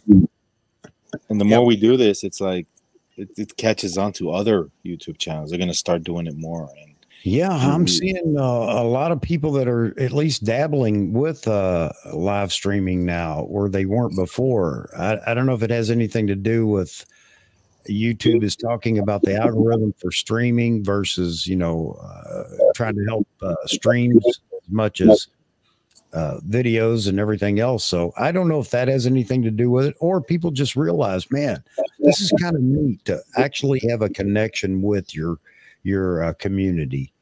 And I think, my opinion, if you don't mind, I think it's just because it's part of it is because it's stupid easy, which I appreciate. Yeah. It's a form of content. It becomes a video afterwards. You don't have to edit it.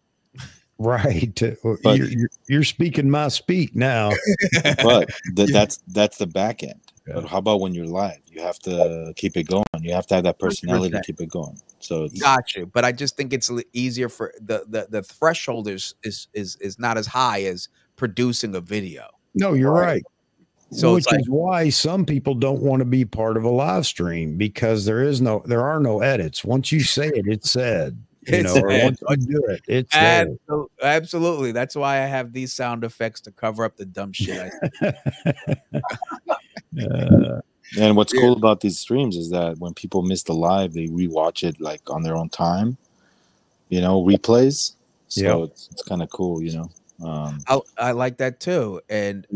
To what you said earlier, Chuck, and I believe Cooley did too, was like, this is the time where you could actually, not physically, but face-to-face engage with your audience. Yeah. Right? And they really get invested in your character. And like Vahagan, when you're like, oh, we like your personality. It's like, you wouldn't get that because my videos, I'm very tutorial. I come off very tutorial, like, hey, you're about to learn this. This is what it is. But here I'm more fun with the sound effects. Yeah, it took a long time. I'm still working on this. I'm not working on it. I mean, the stream, the channel's working on it. People wanted to know, what I was going to teach or what I was, I don't learn anything. That's not what it's about. It's about a community that can all come together and everybody can speak and you can be heard. Your comments can go up on the screen. I've got a phone line. I invite people into the stream to be on the panel. I call it the panel. What are you going to call it? I don't know what else. But I invite everybody to do that. And that's one of the reasons why if I have somebody come on, somebody that's a big name in the YouTube community or whatever, I don't want them to come on thinking that, they're there to go through a formal interview.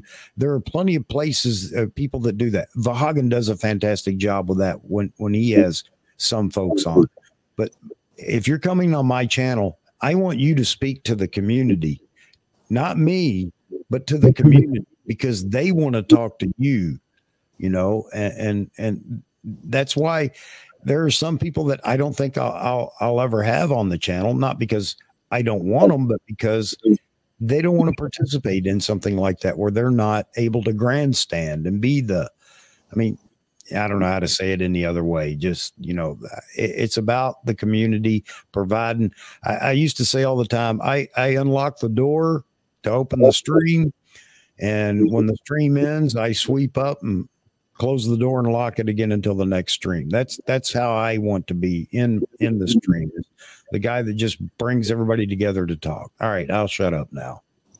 It sounds like you've created a digital community center, if you will. I'm telling you, man. It's a building. You open it up, just as you said. You provide the space, the structure, and the community, and then you sweep up and close up afterwards. There you And go. and what's beautiful about it is that there's no topic. It's like the chat dictates what we're talking about. Yes. Oh, well, clearly, because today was supposed to be about Facebook. So, and which was really, but it's got more fun as organic as our conversation has gotten. There you Real go. quick, I want to recognize somebody um, who blessed this live stream, which I very much appreciate. Okay, let me get all my sound effects together. Okay, so first of all, A Good comes in with a $10 holla. That's what I'm talking about. Thank you very much. And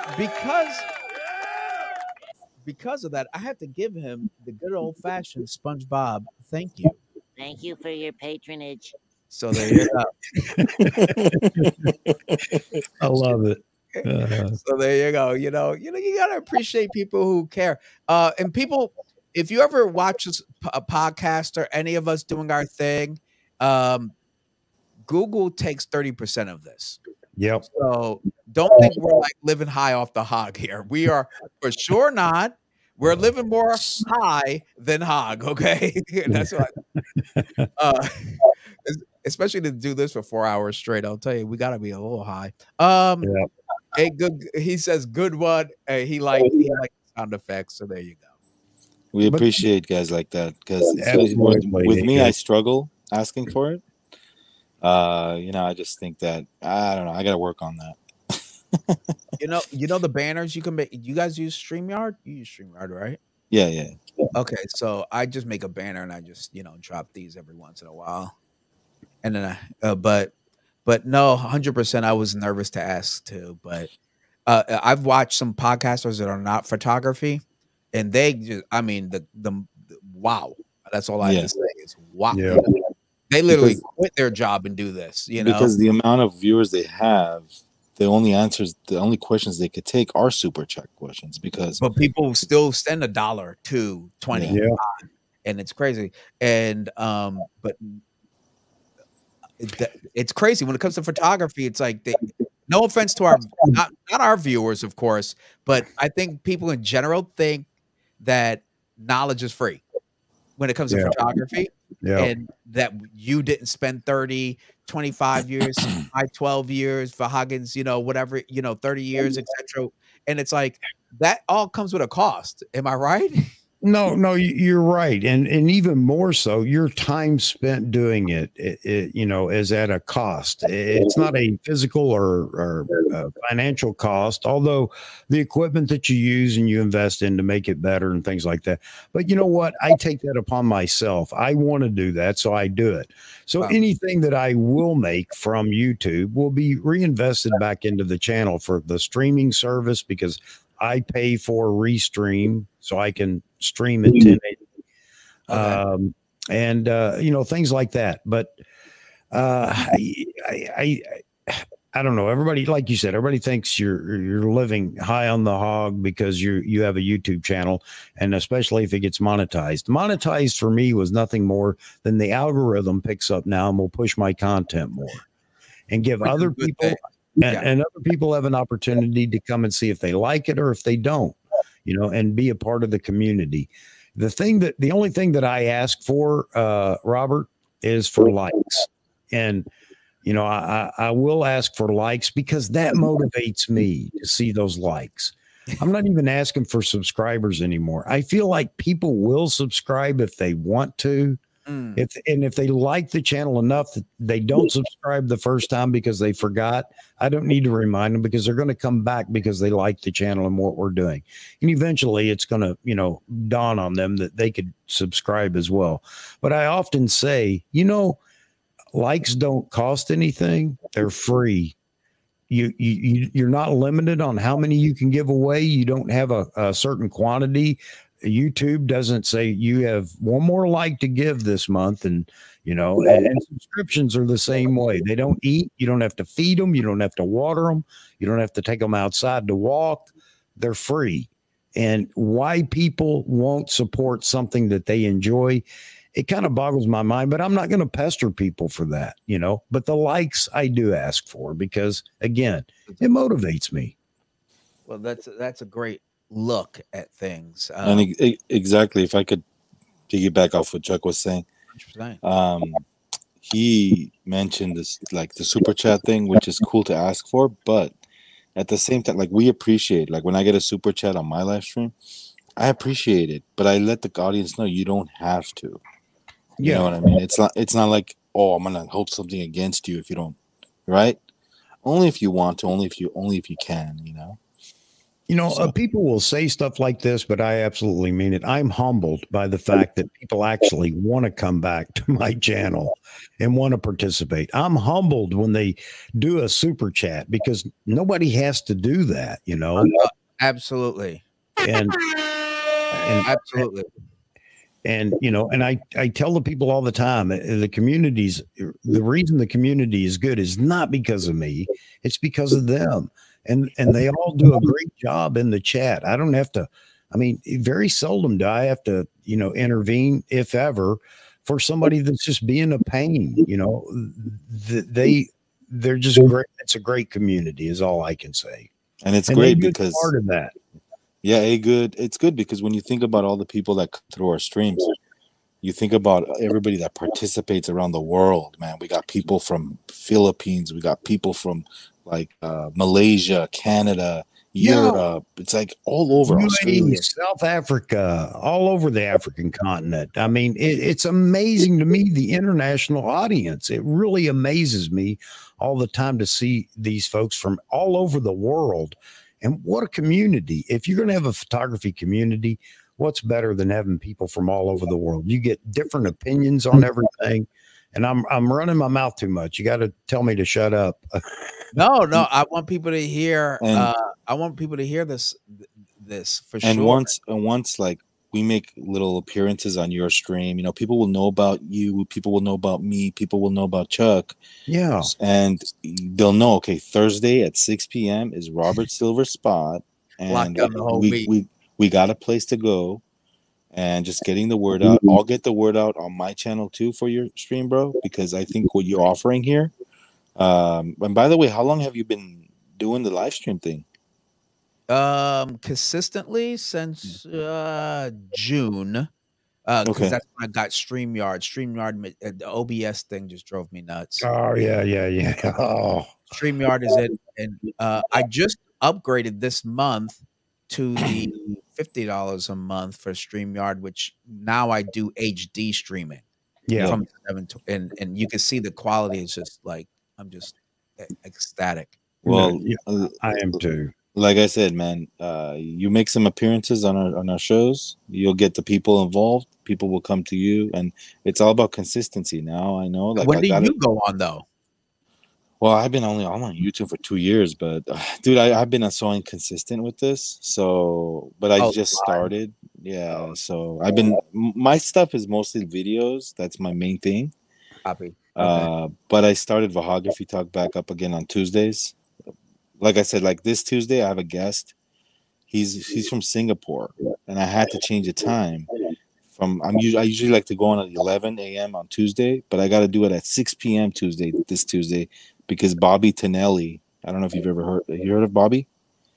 No. He has a YouTube channel too. He reviews. Bobby Tonelli is going to be on Tuesday at 6 p.m. So that's what's up.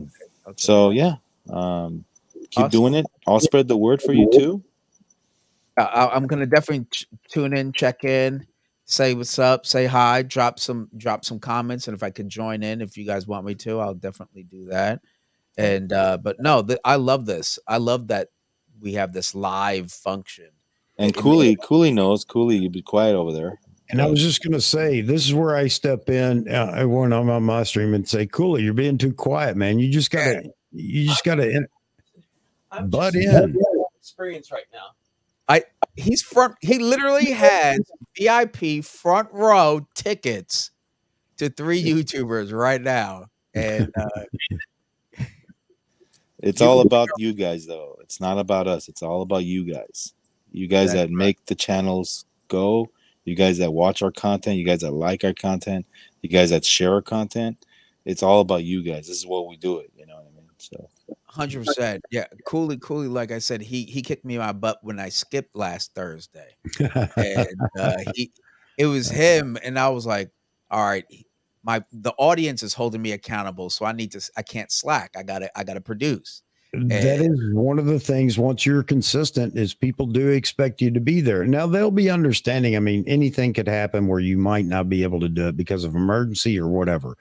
But just to take off a day, you're going to hear about it because they become so used to, this is their gathering point to actually talk. And just like me, I can talk to my wife about photography for 2 minutes and then she's like, go away. I'm done. I don't want to hear about it. My wife just goes, wah, wah, wah, wah, wah. Charlie Brown. That's what these streams are for. Come to the stream and you can talk about photography. You can air your grievances with a manufacturer or a brand or whatever. I don't want anybody bashing brands, but the point is that you can come and you can talk about those things and, you know, have a good time. As long as everybody's, nice to each other, I don't care what we talk about. And you'd be surprised who watches our shows. They watch. Yeah. These people watch. I had a conversation with Photo Me Ike, the other day, and he's like, "Yeah, they watch your stuff." So, yeah, I'm trying to lock in a date for him on see what Thursday works for him. he's cool. Yeah, I'm trying to lock something in with him. Most importantly, again, is the consistency I need to work on. Recently, I let go of a lot of distractions in my life, and I've been able to be so much more efficient and effective with my goals. And so being consistent. Is this your longest stream?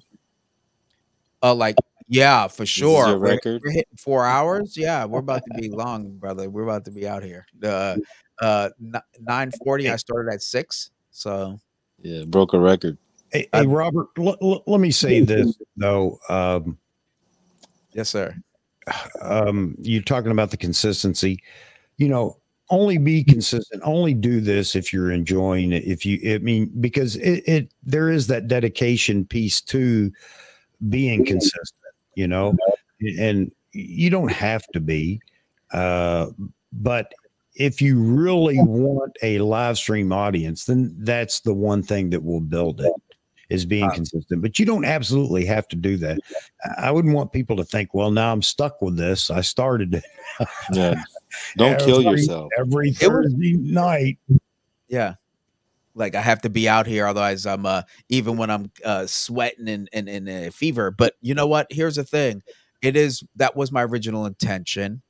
But I also know my personal, how can I say, procrastination or finding an excuse can be like that little voice. But so that's why I chose this particular approach, because it forces me not to be that person I'd rather not be, which is, kicking a can. So what I mix it up, kind of like Vahography and you put together. So I go live on Thursday, and then I put out an uploaded video Monday or Tuesday, and then there's my 2 pieces of content. So that's you know what I mean? But I appreciate what you're saying, though. That's what I do. My content is, I would say, 75% video and 25% this kind of stuff. Gotcha. I actually 80%. I'm not that consistent with Vahography talk, but I'm working on it.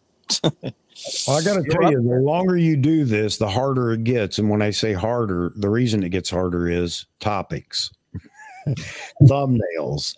And I say this all the time. I have 104 streams a year, and you come up with a list of 104 topics. It's impossible. What do you do? I'm down to the point now where I'll throw something up there. It may even be controversial because I know we're not staying on that topic anyway. The chat is going to determine what we talk about, what's most interesting to the folks over there. But I mean, how do you do a thumbnail? They just live stream. It doesn't promote you at all. I mean, keywords like Nikon or Canon or Sony and, specific models and things like that will definitely draw more people.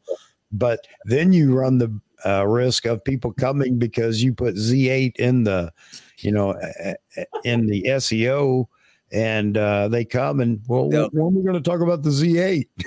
And then yeah. I guess we'll get to it. Well, to that point, look at this. You can always talk about the Z8 if you run out of topics. Absolutely. Yeah.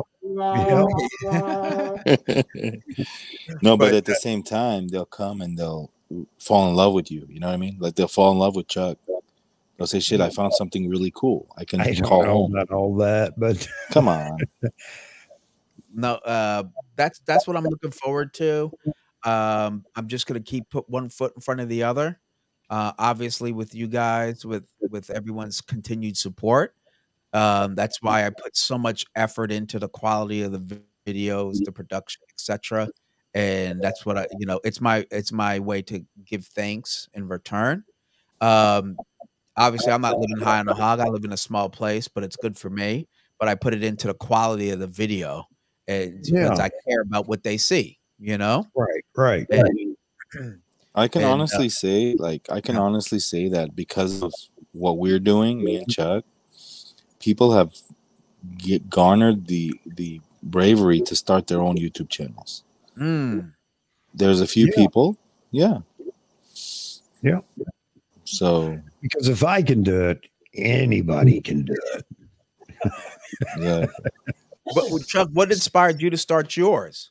The fact that I had nobody to talk photography with at home. Again, my Ah, wife, 2 minutes and I'm done. there The you other thing go. is, I would leave comments on, different videos that were out there or questions, never get an answer. And the fact that, it's really nice seeing people that enjoy being on a live stream. I mean, think about this. And I thought about it once I started the channel. How happy are you if you go to a live stream and they pick up your comment and put it on the screen? I mean, No, honestly, no, no. you, I've heard people just from commenting or replying to someone's comment on a video, they just appreciate it so much. absolutely, absolutely. And that is another. So I looked at what I didn't like about YouTube and thought, what can I bring to the table and do? And it Mm. wasn't easy, early on. My first video, first live stream, one guy showed up. Didn't say a word, nothing in the chat. Just I saw one person was watching the video. Oh, Anyway, I was talking to myself for about 15 or 20 minutes and I realized, well, you know what? Let's just go ahead and end this because there's nobody out there. And it's hard to talk to yourself with no feedback.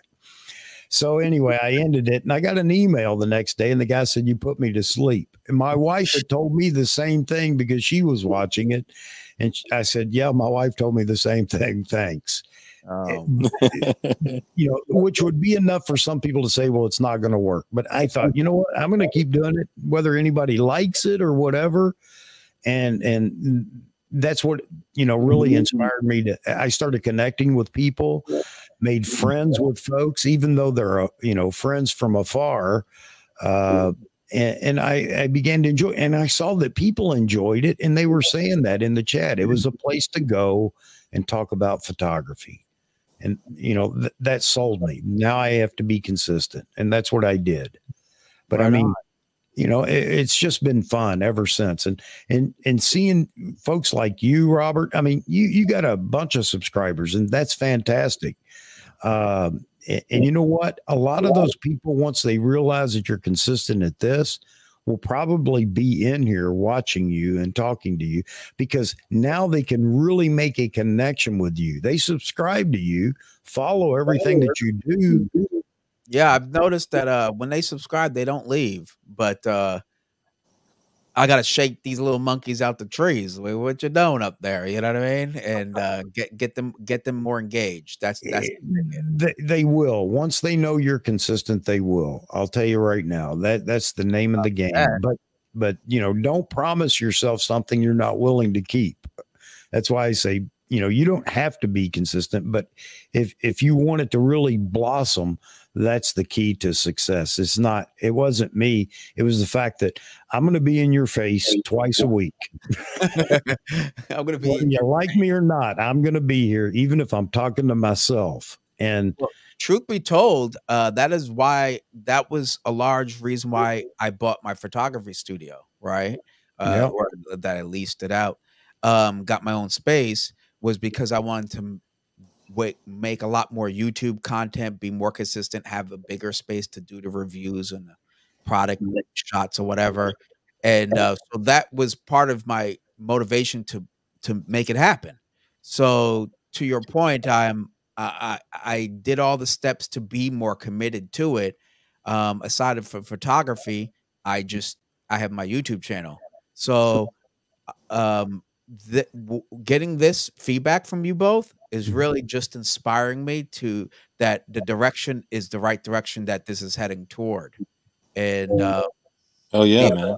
the other thing is patience, that I just have to just like, you know, Yes, one yes, step at yes, a time. yes, yes. There, patience is involved when it comes to YouTube. No doubt about that. I gotta be patient, you know. It's But And it's a progression. Like if you go back to our earlier streams, like if you go back to my earlier streams, you can see all the progression. You could see when I met Chuck. You could see when I met the other guys.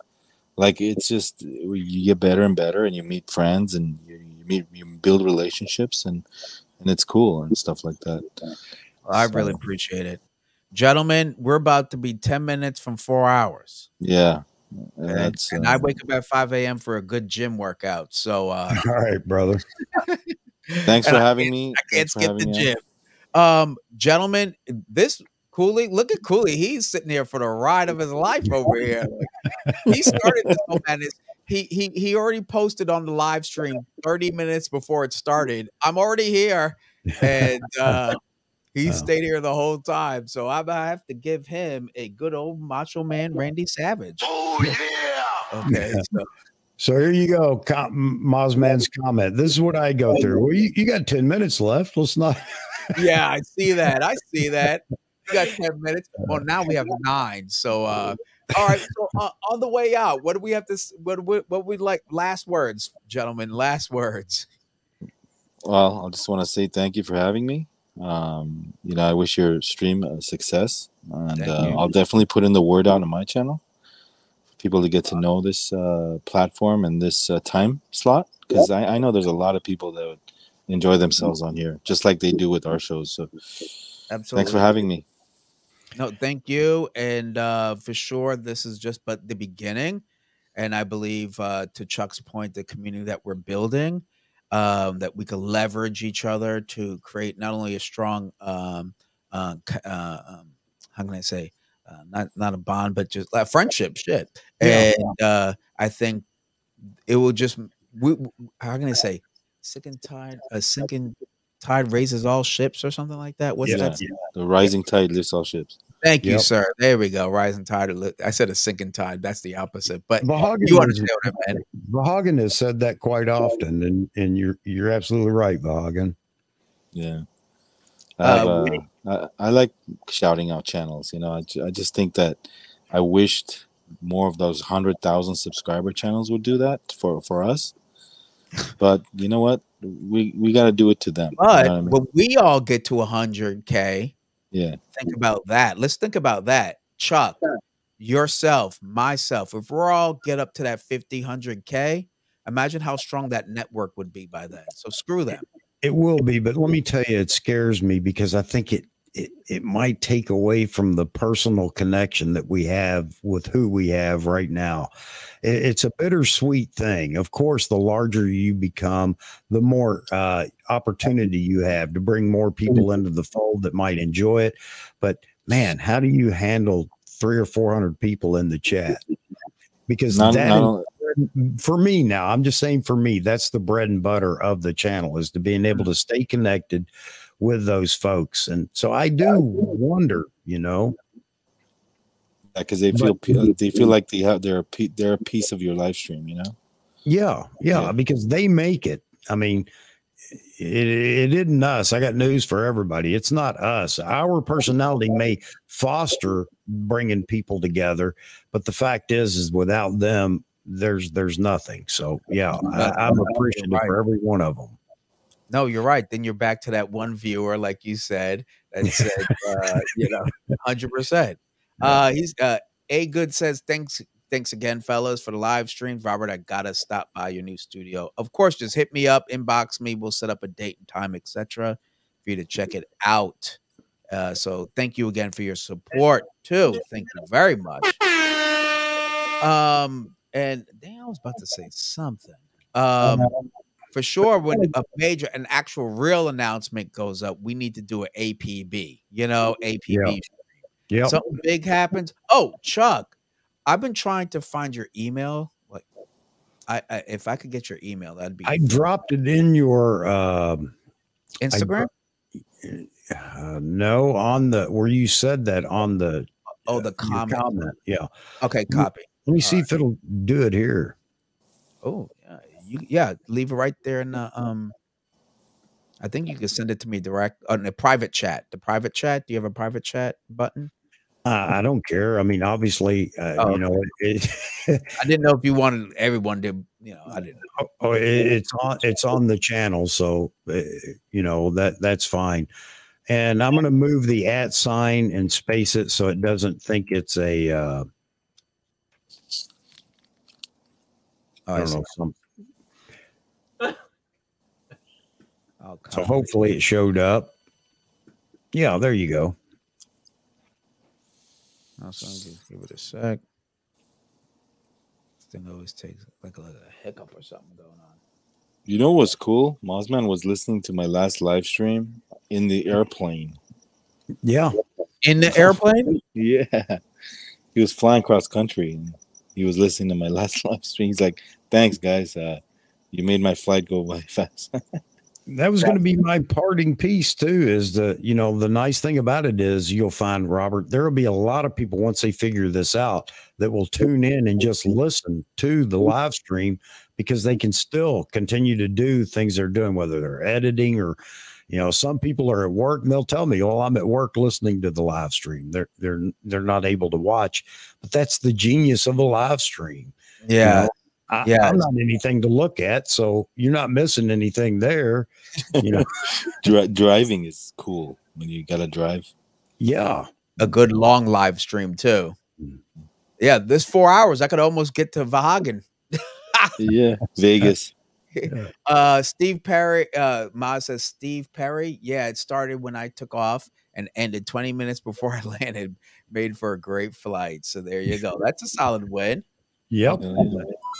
Absolutely. All right, brother, I'm going to let you go because I got to go to the bathroom, which is something you'll learn about my channel. I have to take my break every now and then. Yeah, no worries. No worries. All right, everybody. Cooley, you're good? I'm awesome. I mean, there you go. All right. Well, thank you, everyone. As you know, I'll be going live next week on Thursday. Make sure you go ahead and follow Vahography. Go follow AP Studios. And Cooley, I'm sure we'll see him on every damn stream we do. So with that said, I'm Robert Silver. And until next time, keep shooting and stay creative. Thank you for watching. Thank you.